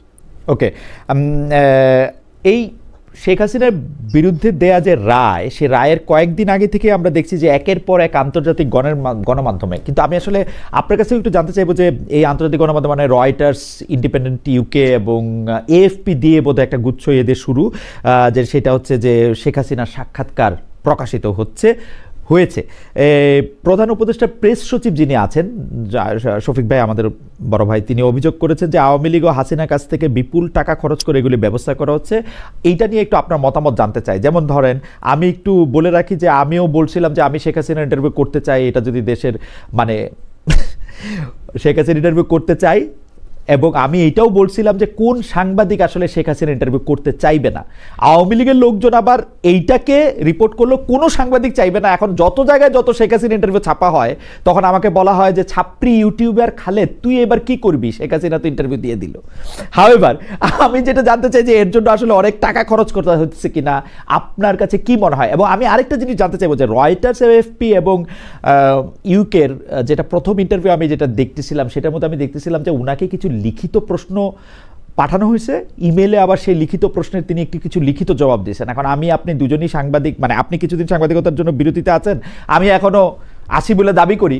তো এইটা হচ্ছে মানে এখনকার যুগে সবচেয়ে খারাপ ফর্ম অফ ইন্টারভিউ, কারণ আমি এই লোকটাকে সম্পূর্ণ প্রশ্ন করতে পারতেছি না, উনি উত্তর দিচ্ছে কিনা সেটা আমি জানি না, তার প্রেসক্রিপশন। তো আপনি কিভাবে দেখেন যে আন্তর্জাতিক গণমাধ্যমগুলির কাছে বিবিসির ক্ষেত্রেও কি তাই হয়েছে মনে হয়? আমি পড়তে চেষ্টা করতেছিলাম বিবিসি তাকে কোনো অডিও ইন্টারভিউ করছে কিনা, তাকে ভিডিও নেওয়া হয়েছে কিনা, সেইরকম কোনো কিছু আমি পাই নাই। তো ধরে নিচ্ছি একইভাবে ইন্টারভিউ নেওয়া হয়েছে। এই ইন্টারভিউগুলিকে আপনি আসলে কিভাবে দেখেন যে টাকা পয়সা দিয়ে আসলে ইন্টারভিউ নেওয়া হচ্ছে? আপনি বিবিসির হাই স্ট্যান্ডার্ডের কথা বলছিলেন। জি হ্যাঁ, আপনি যে প্রশ্নটা করেছেন মানে আপনার প্রশ্নের মধ্যে অনেক উত্তর কিন্তু আছে, আপনি নিজেও কিছু উত্তর দিয়ে দিয়েছেন। যে আমিও ধরেন ইমেইলে সাক্ষাৎকার নেওয়াটা, that is the worst form. আপনি ইমেইলে বড়জোর কি করতে পারেন, একটা কমেন্ট নিতে পারেন, দ্যাটস ফাইন। কিন্তু আপনি যখন একটা সাক্ষাৎকার নিতে যাবেন, সেই ইমেইলে ওই ব্যক্তি আপনাকে সাক্ষাৎকারটা দিচ্ছে কিনা আপনি তো জানছেন না, এবং সেখানে আপনি যেটা বলছেন যে সাপ্লিমেন্টারি প্রশ্ন করার কোনো সুযোগ নেই। হাউএভার, আমি কোনো মিডিয়ার ক্রিটিসিজম আমি সেভাবে করতে চাই না, বা আমি সেটা করিও না। কারণ হচ্ছে যে প্রত্যেকটা মিডিয়া হাউসে তাদের কিছু পলিসি আছে, তারা মনে করেছে ঠিক আছে তারা ইন্টারভিউ করবে, এই সময়ের মধ্যে তারা সেটা করেছে। এখন এটা কিন্তু ঠিক যে আপনার ওয়েস্টার্ন সোসাইটিতে আপনিও থাকেন, সেখানে খালেদ সাইফুল্লাহ দীর্ঘদিন ছিলেন, আমরাও এখন ইদানিংকালে দেখছি, বা অতীতের সাংবাদিকতার সঙ্গে জড়িত থাকার কারণে অল্প স্বল্প কিছু অভিজ্ঞতা আছে, যে এটা তো জানেন যে বিভিন্ন পিআর এজেন্সি সেখানে নিয়োগ করা হয় এবং তাদেরকে সেখানে হায়ার করা হয়।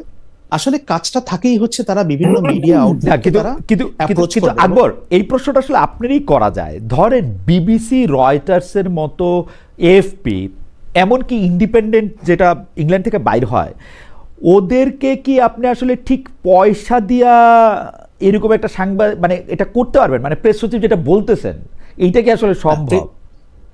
ভাই, প্রেস সচিব কি বলেছেন আমি এক্স্যাক্টলি ঠিক ওনার কোডটা আমার মনে নাই, কিন্তু আমি যেটা বলছি যে ঠিক পয়সা দিয়ে কি বিবিসি কে আপনি পয়সা দিয়ে, যে আপনি বিবিসি করেসপন্ডেন্টকে আপনি পয়সা দিয়ে ইন্টারভিউ করিয়েছেন, ব্যাপারটা সেটা না।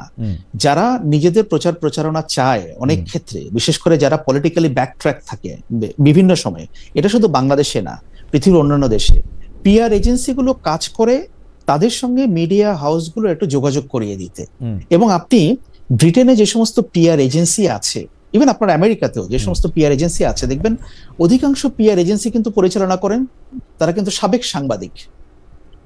আপনি খেয়াল করবেন, এদের অনেকে হয়তো রয়টার্সে কাজ করেছে এক সময়, কেউ বিবিসিতে কাজ করেছে, কেউ সিএনএন এ কাজ করেছে, 20 বছর 25 বছর কাজ করেছে, তারপরে তারা রিটায়ার করেছে, তারা পিআর এজেন্সি দিয়েছে, তারা কমিউনিকেশন ফার্ম দিয়েছে। না, সেটা আমাদের দেশেও এরকম উদাহরণ আছে যে সাংবাদিকদের থেকে, আমাদের দেশেও আছে। সো তাদের একটা অ্যাক্সেস থাকে, যে বিভিন্ন মিডিয়া হাউসগুলোতে তাদের একটা অ্যাক্সেস থাকে, এবং তারা যখন এগুলো দেয়, যারা ওই কাভারেজটা চায় তারা তাদের মাধ্যমে মিডিয়াগুলোর দ্বারস্থ হয়, এবং মিডিয়াগুলো সেক্ষেত্রে তারা হয়তো বিচার বিবেচনা করে, তাদের নিশ্চয়ই একটা এডিটোরিয়াল পলিসি আছে। এখন আপনি যে কথাটা বলেছিলেন সেটা নিয়ে আপনাকে নিয়ে যে বিতর্ক তৈরি হয়েছে, আপনি সেটা স্পোর্টিংলি নিয়েছেন, বাট যাই হোক, এখন শুনেন, মানে বিষয় হচ্ছে যে মত, ভিন্ন মত বিভিন্নভাবে হতে পারে। আমি মনে করি সাংবাদিকতা কিন্তু কোনো সায়েন্স না, না যে আমি মানে গণিত না তো, না যে আমি 2 + 2 4 হবে। হ্যাঁ, সাংবাদিকতা হচ্ছে যে it's a very subjective matter. আপনি যেটা মনে করবেন যে আপনার কাছে রাইট, আমি আপনাকে সেটা নিয়ে 5টা প্রশ্ন তুলে দিতে পারি, ডাজন্ট ম্যাটার। আমার কাছে আপনি আমাকে নিয়ে 10টা প্রশ্ন তুলে দিতে পারেন, কিন্তু ব্যাপার হচ্ছে যে সার্টেন কিছু এথিক্স এন্ড স্ট্যান্ডার্ডের ব্যাপারটা আমরা ফলো করি। এবং ইন্টারন্যাশনাল মিডিয়াগুলো যেটা করছে, তাদের ইন হাউস পলিসি কি আছে, যেমন আমাদের আকবর, এখানে আপনার জন্য আমার একটা প্রশ্ন আছে। সেইটা হচ্ছে যে আমি সাংবাদিকতার জায়গা থেকে বুঝি যে শেখ হাসিনার যদি মিডিয়াকে অ্যাড্রেস করতেই হয়, তাহলে উনি দিল্লিতে আছেন, ইন্ডিয়ান প্রেস ওনার ফেভারে আছে, ইন্ডিয়ান সরকার ওনার ফেভার আছে, অ্যাপারেন্টলি উনার তো উচিত একটা প্রেস কনফারেন্স ডাকা, উনার তো উচিত হচ্ছে অ্যাটলিস্ট একটা ভিডিও কলে মানুষের সম্মুখীন হওয়া। উনি এই আড়ালটা কেন নিতেছেন? মানে উনি কেন একজন ফেভারেবল সাংবাদিককেও, মানে আমাদের কথা বাদ দেন, ধরেন আমি পুরা ইন্ডিয়ার সকল সাংবাদিকই তো হয়তো উনার ইন্টারভিউ নিতে চাইবেন, হয়তো বিবিসির অনেক বড় বড় সাংবাদিক যার সাথে তার পরিচয় আছে তা ইন্টারভিউ নিতে চাইবেন, উনি কেন তাদের সামনে আসতেছেন না? মানে কেন উনি সাংবাদিকদেরকে ডজ করতেছেন? মানে ইমেলের আড়ালে কেন থাকতেছেন উনি? আপনার কাছে কি মনে হয়? আপনি প্রথমে সেটার উত্তর দিয়েছেন, কারণ সাপ্লিমেন্টারি প্রশ্নর উত্তর দেওয়ার ক্ষমতা, শক্তি তার নেই। তাহলে এই ইন্টারভিউরে আমরা কেন গুরুত্ব দিব? মানে এই ইন্টারভিউ কেন আমাদের দিনের পর দিন পড়তে হবে? মানে মানে মানে এই ইন্টারভিউর মধ্যে আসে কি? মানে আমরা তো শেখ হাসিনা, মানে আমি কেন ইন্টারভিউ নিতে চাই তারা? আমি তো শেখ হাসিনাকে জিজ্ঞেস করতে চাই যে আপনি এই অর্ডার দিয়েছেন, আমি কানে শুনতেছি, এটা কেন দিয়েছেন? You have to tell me. আপনি বাংলাদেশের প্রধানমন্ত্রী বলে নিজের দাবি করছেন আরো 6 মাস বেশি পর্যন্ত, তো আপনি বাংলাদেশের প্রধানমন্ত্রী এখন কোথায় গিয়ে বুঝেছেন? এখানে হচ্ছে কি, এখানে জার্নালিজমের একটা ব্যাপার কি, যে আমরা যখন লোকাল মিডিয়ার কথা চিন্তা করি, আমার অডিয়েন্সের কথা যখন চিন্তা করি, যে আমার অডিয়েন্স হচ্ছে বাংলাদেশি অডিয়েন্স, তাহলে আমার প্রশ্ন করা, আমার ইনফরমেশন সেগুলো এক ধরনের হবে। আর আমার অডিয়েন্স যদি ইন্টারন্যাশনাল অডিয়েন্স হয়, ইংলিশ স্পিকিং লোকজন হয়, বাংলাদেশের বাইরে নন বাংলাদেশি যারা হয় তারা হয়, তখন কিন্তু আমার এডিটোরিয়াল এজেন্ডাটা একটু ডিফারেন্ট থাকে। সো ইন্টারন্যাশনাল মিডিয়াগুলোতে আপনি দেখবেন যে আমি দেখেছি অনেক সময় আমরা এমন অনেক নিউজ করতাম যেটা বাংলাদেশের মিডিয়া অনেকে হাসতো, অনেকে বলতো যে এটা আবার কি নিউজ, না এটা কেন করছে না, কিন্তু সেটা ঠিকই আছে, কিন্তু সেটা ঠিকই আছে, কিন্তু আমি এটা খালেদ সাইফুল্লাহর কাছ থেকেও একটু জানি যে খালেদ সাইফুল্লাহ কিছু বলতেছিলেন। আমার জাস্ট মানে কিছু মনে করবেন না কি, আমি জাস্ট প্রশ্নটা একটু করি, আমি জাস্ট প্রশ্নটা একটু করি, সেটা হচ্ছে যে বিবিসি এই ক্রেডিট নিচ্ছে যে উনি শেখ হাসিনাকে ইন্টারভিউ করতেছে, কিন্তু এটা কোন একটা ইন্টারভিউ হইলো? আপনি পাঁচটা এই ক্রেডিটটা উনি নিতেছে, বিবিসি এটা কেন ব্যাখ্যা করতেছেন না যে ওয়াই তারা শেখ হাসিনাকে রিচ করতে পারতেছে না? এটা কারণটা কি? এটা তো নিশ্চয়ই কোনো কারণ থাকবে, কোনো ইনভেস্টিগেশন কেন হইতেছে না যে শেখ হাসিনাকে তারা রিচ না করতে পারে, শেখ হাসিনা বানিয়ে আমাদেরকে কেন শোনাচ্ছে, এর কারণটা কি? জি জনাব খালেদ সাইফুল্লাহ এটা একটু বলবেন। না, এটা আকবর ভাই বলতেছিল, আমার জাস্ট একটা কি, ধরেন আপনি যেটা বলছিলেন না যে ধরেন আপনি যদি ইন্টারভিউ নেন, you have certain tough questions in your mind, যে জিনিসগুলো আপনি হয়তোবা করবেন রেগুলার কোয়েশ্চেন। হ্যাঁ আচ্ছা, রেগুলার কোয়েশ্চেন, এগুলি ইভেন টাফও না, এগুলি তারা এগুলিরই জবাব দিতে হবে। আমি তো তার এই দিল্লির আবহাওয়া থেকে দিল্লির আবহাওয়া থেকে কিন্তু আপনি যখন বলছেন মানুষের রিয়াকশন দেখে আমার মনে হয়েছে যে পিপল মে হ্যাভ থট, ধরেন আপনার হাসিনার এর আগে প্রেস কনফারেন্স আপনি যেমন একটু সফট কোয়েশ্চেন দিবেন, ওইরকম কোয়েশ্চেন হয়তো বা দেওয়ার এক্সপেক্ট। জনাব সাইফুল্লাহ আমি একটু মনে করাই দেই, কারণ আমি তিনটা প্রশ্ন ক্যান করছি। কিছুদিন আগেও আমি জাস্ট বোঝার জন্য কিছুদিন আগেও আলী রিয়াজ ভাইকে যখন আপনি ইন্টারভিউতে বলছিলেন, তখনও কিন্তু ওনার কাছে বলছেন যে ওই 16-17 বছর সাংবাদিকরা তো মোটামুটি স্বাধীনভাবে প্রশ্ন মানে বলতে পারছে। না এই যে আবারও আপনি মিসকোট করছেন, আমি শেষ করি জনাব সাইফুল্লাহ, আমি বলি আপনাকে। তারপরে আলী রিয়াজ ভাই বলছিল যে না খালেদ, আমি কিছু বই আছে যে বইগুলা আমি বাংলাদেশ থেকে পাবলিশ করতে পারতাম না, আমি বিদেশ থেকে পাবলিশ করছি, এবং পত্রিকাগুলাতে যে জিনিসগুলা এডিটোরিয়াল হিসাবে পাবলিশ হয় কিছু জিনিস তারা এখানে পাবলিশ করতো না। আমি বলছি মানুষের পারসেপশন কোন জায়গা থেকে আসতে পারে এই বিষয়ে। না জনাব সাইফুল্লাহ, আমি আপনাকে পরিষ্কার করি, আলী রিয়াজ আমার সরাসরি শিক্ষক। আমি জনাব আলী রিয়াজকে বলছি যে আপনি কি মনে করেন আমাদের মিডিয়ার স্বাধীনতা কেমন হওয়া উচিত? এই মিডিয়ার স্বাধীনতা কি এমন হওয়া উচিত যেখানে জনাব মতিউর রহমান চৌধুরী বলতেছেন যে আমরা তো কোনো উপদেষ্টার বিরুদ্ধে কোনো কিছু বলতে পারি না, তো উনি বলছে যে এই যে আপনাকে এই প্রশ্ন আমাকে আপনি করতে পারলেন, এরকম একটা সময় তো গত 15 বছরে ছিল না। আমি বলছি স্যার এটা কি ঠিক বললেন?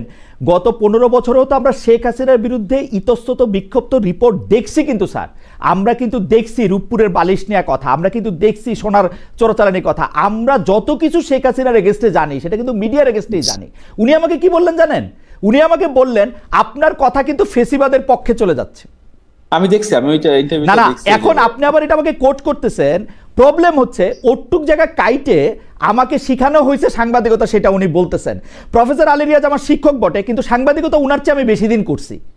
আমি কিন্তু জানি যে কোনটা কোন রেজিম। আমি বাংলাদেশ থেকে যখন তৃতীয়বার শেখ হাসিনা ক্ষমতায় আসছে, আমি বাংলাদেশ থেকে কিন্তু চলে আসছি, কারণ আমি জানি যে ওই দেশে আমি সাংবাদিকতা করতে পারবো না, মানে আমার মনের মতো আমি সাংবাদিকতা করতে পারবো না। That was me. এখন আমারে যদি আপনি মানে আই ডোন্ট নো,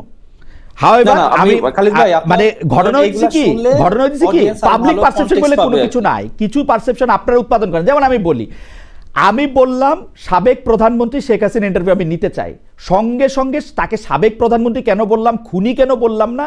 আপনাদের নেতা নেত্রীরা সাবেক প্রধানমন্ত্রী ক্রস খুনি রাইট এটা দিয়ে দিলেন। ভাই আমি এখন সাংবাদিক, আমি এখন তারে খুনি কমু না কি কমু, এটা আপনি ঠিক করে দিবেন। বাট আচ্ছা, ওইখানেও ধরেন আপনার একটা কথা, আমি কিন্তু আই এম জাস্ট গিভিং কোন জায়গা থেকে পারসেপশন মে কাম। ধরেন ওই জায়গা থেকে আপনি বলতেছিলেন যে বিচার হওয়ার আগে তো আমি আপনাকে তাকে খুনি বলতে পারবো না, বাট অহরহ এক্সাম্পল আছে যে জায়গায় আজকে ইন্টারভিউতে আপনি অনেকগুলা জায়গায় যেগুলা বিচার হয় নাই, ট্রান্সপারেন্ট ফ্যাক্টস নাই, ট্রান্সপারেন্ট রিপোর্টিং নাই, রিপোর্টিং এর যে কোয়ালিটি সেটা নিয়ে সিরিয়াস প্রশ্ন আছে, বাট সেই জায়গাও কিন্তু আপনি সর্ট অফ ফ্যাক্টস আকারে বলতেছেন যে আপনাদের মধ্যেও তো আপনাদের কলিগরা এটা করে সেটা করে ওইরকম করে। বাট ওই জায়গায় আপনার একটা স্টেটমেন্ট ছিল যে হাসিনাকে তো আমি খুনি বলতে পারবো না, কারণ কোর্ট কি তাকে না আবারও মিস করতেছেন জনাব খালেদ সাইফুল্লাহ। আমি বলি, আমি আপনাকে ঠিক করি, আমি কিন্তু একটা ক্লাসরুম সিচুয়েশনে কথা বলতেছিলাম, that was not a public event. সেইটার মধ্যে আমি বলছি যে আমি শেখ হাসিনাকে খুনি বলি নাই, তো কি হয়েছে? আমি এখন বললাম খুনি। আমাকে কি আপনার দেওয়া প্রেসক্রিপশনে কি কি বিশেষণ ওনার বিরুদ্ধে আমি ব্যবহার করব না করব সেটা আমি ঠিক করে নিব? আমি অলওয়েজ তার সাথে আমি 3টা খুনি দেয়া, আমি কিন্তু এটা বলছি বিচার হওয়ার আগে আমি তার খুনি বলতেও পারি, নাও বলতে পারি। And that was A classroom situation. এবং সেই ক্লাসরুম সিচুয়েশনের মধ্যে আমি একজন সেখানের মধ্যে বক্তৃতা দিতে যাচ্ছি, সেখানের মধ্যে আপনাদেরও বহু লোক ছিল যারা বৈষম্য বিরোধী ছাত্র আন্দোলন করছে, যারা এটা করছে। আমার আপনাদের প্রতি মানে একটা জিনিস কি, আপনারা যখন সবাইকে সবাইকে না মানে যখন আমাকে প্রতিপক্ষ হিসেবে দেখবেন তখন হচ্ছে কি আপনি অনেক কিছু দেখতে পারবেন, কারণ আপনি আগে থেকে ঠিক করে নিছেন প্রতিপক্ষ। এবং প্রথমেই আপনি বলবেন দেখলে আপনার এখানে ইন্টারভিউতে আসবো, প্রতিপক্ষ দেখলে তো আসবো না, জার্নালিস্ট হিসেবে দেখার জন্য। না, আপনাদের একজন নেতা আপনার পাশাপাশি জানেন, তিনি কিন্তু বলছেন খালেদ মহিউদ্দিনকে আমি কোনো সাংবাদিক মনে করি না, মনে করি গলাবাজ। ওর কাছে কোনোদিন গিয়ে ভিন্ন মতের কথা বলা যায় না। Is it true? আমি যেটা মনে করি, আমি জানি না কে বলছে এটা, সামান্তা শারমিন বলছে গলাবাজ একজন সাংবাদিক, গলাবাজ। আমি তাকে সাংবাদিক মনে, হাওয়েভার আমি এগুলি নিয়ে কথা বলতে চাই না। আমি আমি আমি খালিদ ভাই আমাকে জাস্ট একটা মিনিট সময় দিন। জি জি প্লিজ। আমি জাস্ট ফর ক্লারিফিকেশন, মানে আলোচনা তো হচ্ছিল, মানে আই অবজার্ভ হচ্ছিল ডিফারেন্ট থিংস। ওই জায়গা থেকে আমার মনে হলো যে আপনাকে আমি নিজে হচ্ছিল যেটা দেখছি, আমি নিজের কিউরিওসিটিটা হচ্ছিল একটু দেখা, ওই জন্য ওই জিনিসগুলো জিজ্ঞেস করা। অফকোর্স আপনি কাকে কি ডাকবেন সেটা তো অন্য কেউ বলে দিবে না, আমি কাকে কি বলবো সেটা অন্য কেউ বলে দিবে না। আই হ্যাভ মাই রাইট, আমি কাকে কোনটা বলবো, but based on the words I choose, সেটার দিয়ে মানুষ আমাকে জাজ করবে আমার মতামত কোন দিকে যাচ্ছে বা আমি কিভাবে আচরণ করছি। সো ইট জাস্ট হচ্ছিল গোজ ইন দোজ ডিরেকশনস আর কি, আমি ওইটাই বলার জন্য। Thank you. ঠিক আছে, আমি শেষ প্রশ্নে বা প্রসঙ্গে আসি।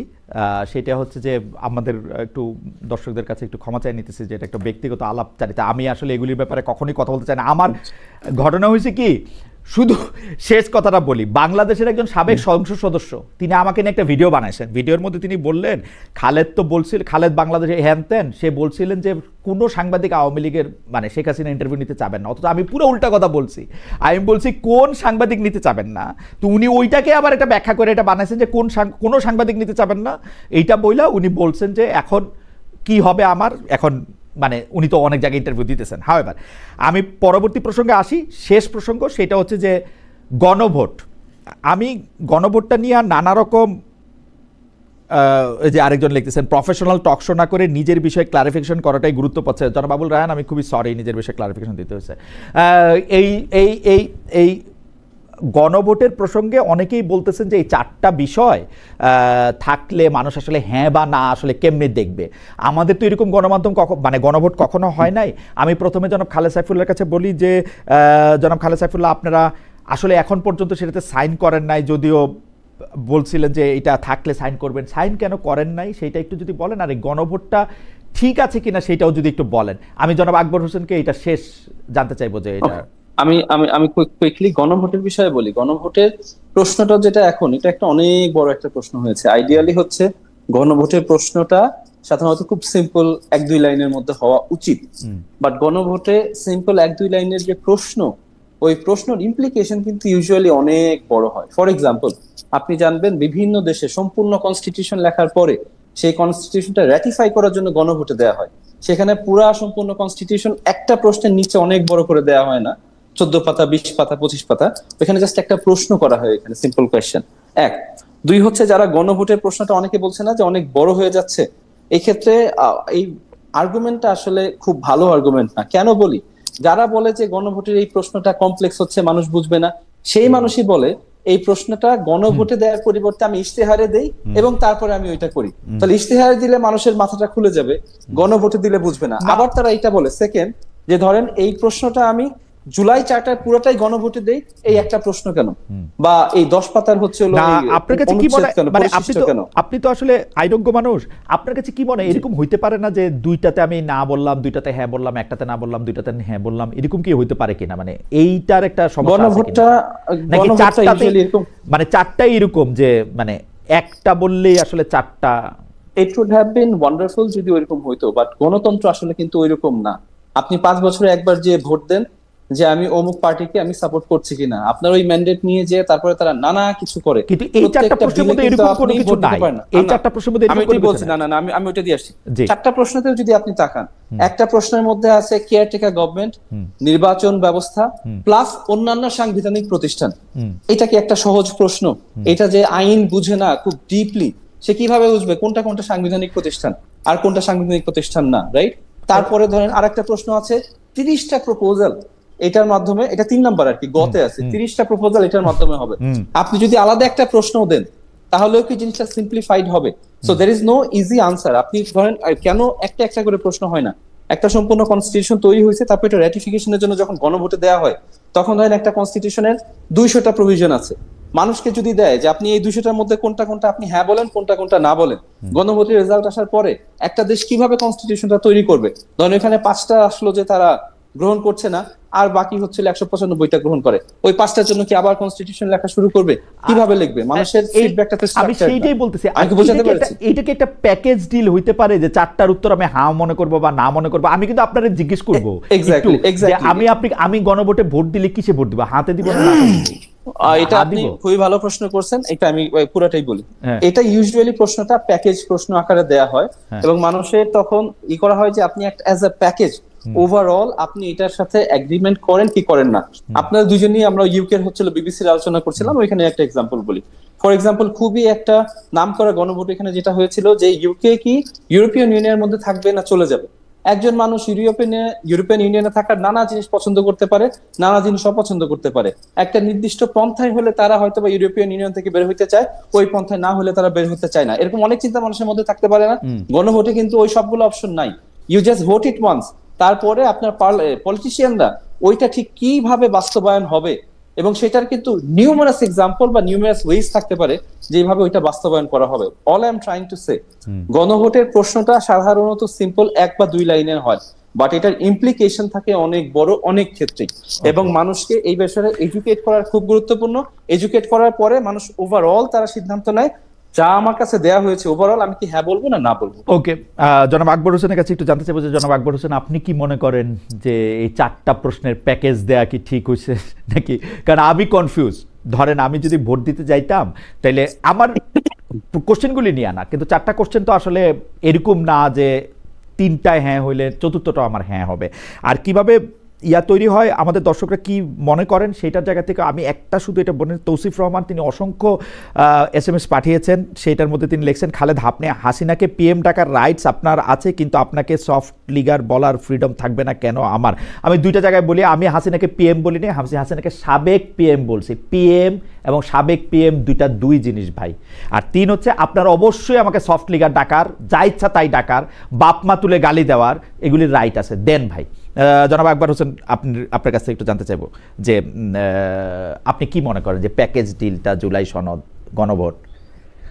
দেখুন না, রেফারেন্ডাম বা গণভোট এটা কিন্তু আসলে রাজনীতিতে একটা জটিল প্রক্রিয়া বটে, এবং রাজনীতিতে যখন একটা এক্সট্রিম একটা জটিলতার তৈরি হয় বিভিন্ন ইস্যু নিয়ে, তখনই কিন্তু গণভোটের ইস্যুটা সামনে আসে। তা আমাদের সংবিধান থেকে তো গণভোটের ব্যাপারটা বাদ দিয়ে দেওয়া হয়েছিল আওয়ামী লীগ আমলে। তারা এটা বিশ্বাসই করতো না যে এখানে রেফারেন্ডামের কোনো সিস্টেম থাকা উচিত। এখন ইন্টারিম গভর্নমেন্ট যেটা ডিক্লেয়ার করেছে যে 4টা প্রশ্নের উপরে গণভোটটা হবে। এখন এটা নিয়ে কিছু দ্বিমত আছে, ভিন্নমত আছে, কেউ বলছে ঠিক আছে, কেউ বলছে ঠিক নেই। আমি সবার কথাগুলোকেই রেসপেক্ট করি, বাট আলটিমেটলি যে মেজর পলিটিক্যাল পার্টিস যেগুলো আছে, বিএনপি, জামায়াত ইসলামী এবং এনসিপি, তারা তো এই যে নির্বাচনের দিন গণভোট এই 4টার মধ্যে অনুষ্ঠিত হবে, খালেদ সাইফুল্লাহ আমি যদি ভুল না করে থাকি সবাই এটা মেনে নিয়েছেন এবং আমরা সাইন করিনি, সাইন করেননি। হ্যাঁ, কিন্তু আপনারা এখনো বলেননি যে না আমরা এটা আর মানছি না। বাট সাইন করেননি, আমরা ক্লারিফিকেশন চেয়েছি। হ্যাঁ, we reserve our decision. So যেহেতু এখন আপনাদের অবস্থানটা সেরকম আছে, বাট আমি প্র্যাকটিক্যালি যেটা মনে করি যে আমাদের আসলে গণতান্ত্রিক প্রক্রিয়ায় একটা উত্তরণের প্রয়োজন, এবং সেই সময়টা আমাদের এসে যাচ্ছে। কেন আমি একটা কথা সবসময় বলতাম, এটা আমি লাস্ট 16 ইয়ার্সেও বলেছি, আমি যে কোনো জায়গায় যখন যাই আমার আর্গুমেন্টই থাকে এটা যে দেখুন আমাদের দুর্ভাগ্যটা হচ্ছে গত 55 বছরে আমরা ডেমোক্রেসি প্র্যাকটিস করতে পারি নাই। অল্প হাতে গোনা 3-4টা ইলেকশন ছাড়া আমরা ভালো ইলেকশন করতে পারি নাই। এবং আপনি দেখবেন আমরা কিন্তু পরপর 2টো ভালো সাধারণ নির্বাচন আমরা করতে পারি নাই, পরপর দুটো করতে পারি নাই, কখনো না কখনো আমরা হোঁচট খেয়েছি। জাস্ট আপনি 1973 থেকে শুরু করেন, শেখ মুজিবুর রহমানের আমল থেকে শুরু করেন একেবারে 2024 পর্যন্ত। এখন আমি যেটা মনে করি যে আমাদের যেটা করতে হবে, আমাদের একটা পিসফুল ট্রান্সফার অফ পাওয়ার, এই প্রসেসটাকে আমাদের এস্টাবলিশ করতে হবে। সেটা কি? সেটা হচ্ছে নির্বাচন। আপনি যদি বাংলাদেশে প্রতি 5 বছর পর পর একটা ক্রেডিবল ইলেকশনের মাধ্যমে ক্ষমতা হস্তান্তর করতে পারেন, জনগণ যাকে চায় তাকে যদি আপনি বসাতে পারেন, তাহলে কিন্তু আমরা XYZ 1 2 3 4 আর বাকি যত সমস্যার কথাগুলো আমরা বলছি তার অনেক কিছু আমাদের অটোমেটিকলি এটা রিজলভ হবে বলে আমার বিশ্বাস। তবে হ্যাঁ, জুলাই চার্টারের মাধ্যমে আমাদের পলিটিক্যাল পার্টিগুলো কিছু ভিন্ন মত থাকলেও মোটা দাগে তারা একমত পোষণ করেছে, এবং সরকারও একটা গণতান্ত্রিক প্রক্রিয়ায় নির্বাচনের ব্যাপারে বদ্ধপরিকর। এবং আপনি যদি আমাকেও জিজ্ঞেস করেন, আমি মনে করি আমরা যদি দ্রুত গণতন্ত্রের পথে আমরা ফিরে যেতে পারি তাহলে we have a very bright future. আমরা নিজেদের মধ্যে অনেক ডিসকাশন করেছি, এবং রাষ্ট্র ব্যবস্থা এমন কোনো বিষয় না যে এই 1.5 বছর আমি ডিসকাশন করে শেষ করে দিলাম, এরপরে আমার সবকিছু আগামী 50 বছর একই রকম চলবে। না, চলবে না। আবার নতুন ইস্যু সামনে আসবে, আমরা আবার ডিসকাস করব। কিন্তু যেটা করতে হবে যে জনগণের প্রতিনিধির কাছে ক্ষমতা হস্তান্তর হওয়াটা জরুরি হয়ে পড়েছে। এই বিষয়টা নিয়ে, এই গণতান্ত্রিক প্রক্রিয়া নিয়ে আমার ধারণা খালেদ সাইফুল্লাহ আমার সঙ্গে দ্বিমত পোষণ করবেন না।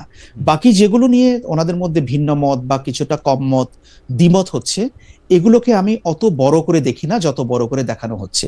ইটস এ কন্টিনিউয়াস প্রসেস, এবং চিফ অ্যাডভাইজার উনি একটা উইন উইন সিচুয়েশন সবার জন্য নিয়ে আসার চেষ্টা করেছেন নির্বাচনের ঘোষণার মাধ্যমে, নির্বাচনের দিন গণভোট এবং 4টা প্রশ্ন। এবং আমার ধারণা পলিটিক্যাল পার্টিগুলো ওনার উপর আস্থা রাখবেন, এবং আমরা চিফ অ্যাডভাইজারের ঘোষিত যে সময় ফেব্রুয়ারির প্রথমার্ধে নির্বাচনের অনুষ্ঠানের, সেটা আমরা অনুষ্ঠান করতে পারবো। এর কোনো বিকল্প আমি দেখছি না। আসলে আপনি অতি চমৎকারভাবে অনুষ্ঠানটার শেষ পর্যায়ে কথা বলছেন। আমি 1 মিনিট জনাব খালেদ সাইফুল্লাহকে জানতে চাই। জনাব খালেদ সাইফুল্লাহ, অনেকের মধ্যে অনেক ধরনের সংশয় আছে, ভোট সময় মতো হবে কিনা, হইলে একটা খুব ঝামেলা হবে কিনা। আপনার কাছে কি মনে হয় ফেব্রুয়ারির প্রথমার্ধে কি আসলে নির্বাচনটা হচ্ছে? আপনারা নির্বাচনে অংশগ্রহণ করতেছেন, সবাই খুব, ডক্টর ইউনূসের যেটা খুব চাওয়া ছিল যে একটা খুব উৎসবমুখর পরিবেশে তাকে, আমি আবারও বলতে শুনলাম যে শতাব্দীর শ্রেষ্ঠ একটা বা 100 বছরের মধ্যে একটা বড় গুরুত্বপূর্ণ নির্বাচন হতে যাচ্ছে। আপনিও এরকম মনে করেন কিনা? আপনি যদি 1 মিনিটে বলেন। ভোট ফেব্রুয়ারিতে হওয়া আমাদের খুবই প্রয়োজন, সবার একত্রে আসা প্রয়োজন এই ভোটের জন্য, সফল করার জন্য। এনসিপি অবশ্যই নির্বাচনটাকে সফল হোক এটা চায়, গণতান্ত্রিক উত্তরণ চায়, এবং প্রফেসর ইউনূস চেয়েছেন যে উনি একটা অসাধারণ ভোট উপহার দিবেন। আমরা আশা করি উনি সফল হবেন, বাট অনেকগুলা কনসার্ন রয়ে গেছে সরকারের প্রস্তুতির জায়গায়। ফর এক্সাম্পল, একদম লাস্ট মিনিটেই বলি, আপনি ইউএস থেকে কথা বলছেন, প্রবাসীরা এবারে প্রথমবারের মতো ভোট দিতে পারবে। এনসিপি থেকে আমরা মাসের পর মাস অনেক আমরা লবিং করেছি, অনেক গিয়েছি নির্বাচন কমিশনে তাদেরকে এই কাজটা করানোর জন্য। দুঃখের বিষয় হচ্ছে তারা ফাইনালি এই বিদেশি যারা প্রবাসী আছে তাদেরকে ভোটের রেজিস্ট্রেশন করতে দিচ্ছে মাত্র 4 দিনের জন্য, এবং এই 4 দিনের মধ্যে তারা রেজিস্ট্রেশন করতে না পারলে তারা ভোট দিতে পারবে না, এবং এই সময় সার্ভার ডাউন। সো প্রস্তুতির যে অভাব সেটা সরকারের ওখানে রেখে গিয়েছে। শুধুমাত্র বললেই হবে না যে আমরা একটা অসাধারণ নির্বাচন উপহার দিব, একদম শ্রেষ্ঠ নির্বাচন উপহার দিব, এটা কাজে করে দেখাতে হবে। অনেকগুলো জায়গায় খুব কনসার্নিং আমরা আলামত দেখতে পাচ্ছি, সরকারের এই জায়গায় আর যত্নশীল হওয়া প্রয়োজন, তাহলে তারা সফল হতে পারবে। জনাব খালেদ সাইফুল্লাহ, আপনাকে অনেক ধন্যবাদ। আমার শুভেচ্ছা থাকলো আপনাদের নতুন রাজনৈতিক দলের, মানে রাজনৈতিক দলটা এখন আর নতুন নাই, 1 বছর হয়ে যাবে ফেব্রুয়ারি মাসে। শাপলাকলি নিয়ে আপনারা নির্বাচনের মাঠে থাকবেন, একটা উৎসবমুখর পরিস্থিতি একটা নির্বাচন হবে। এবং জনাব আকবর হোসেন, আমরাও আশা করব যে আপনিও আসলে, মানে যেহেতু আপনি মনে প্রাণে একজন সাংবাদিক, আপনি সব দিকে খেয়াল রাখবেন। আমরা আপনার কাছ থেকে আরও এরকম জানতে চাইবো, হয়তো সরকারের অবস্থানে বাইরে গিয়ে অনেক কিছু আপনার পক্ষে বলা সম্ভব না, তারপর আপনাদের বিশ্লেষণ যেহেতু আমরা মিস করি, আপনার বলা যেহেতু আমরা মিস করি, আমরা এরকম শুনতেই থাকবো। আপনাদের দুজনকে অনেক অনেক অনেক ধন্যবাদ দিয়ে আজকের অনুষ্ঠান শেষ করছি।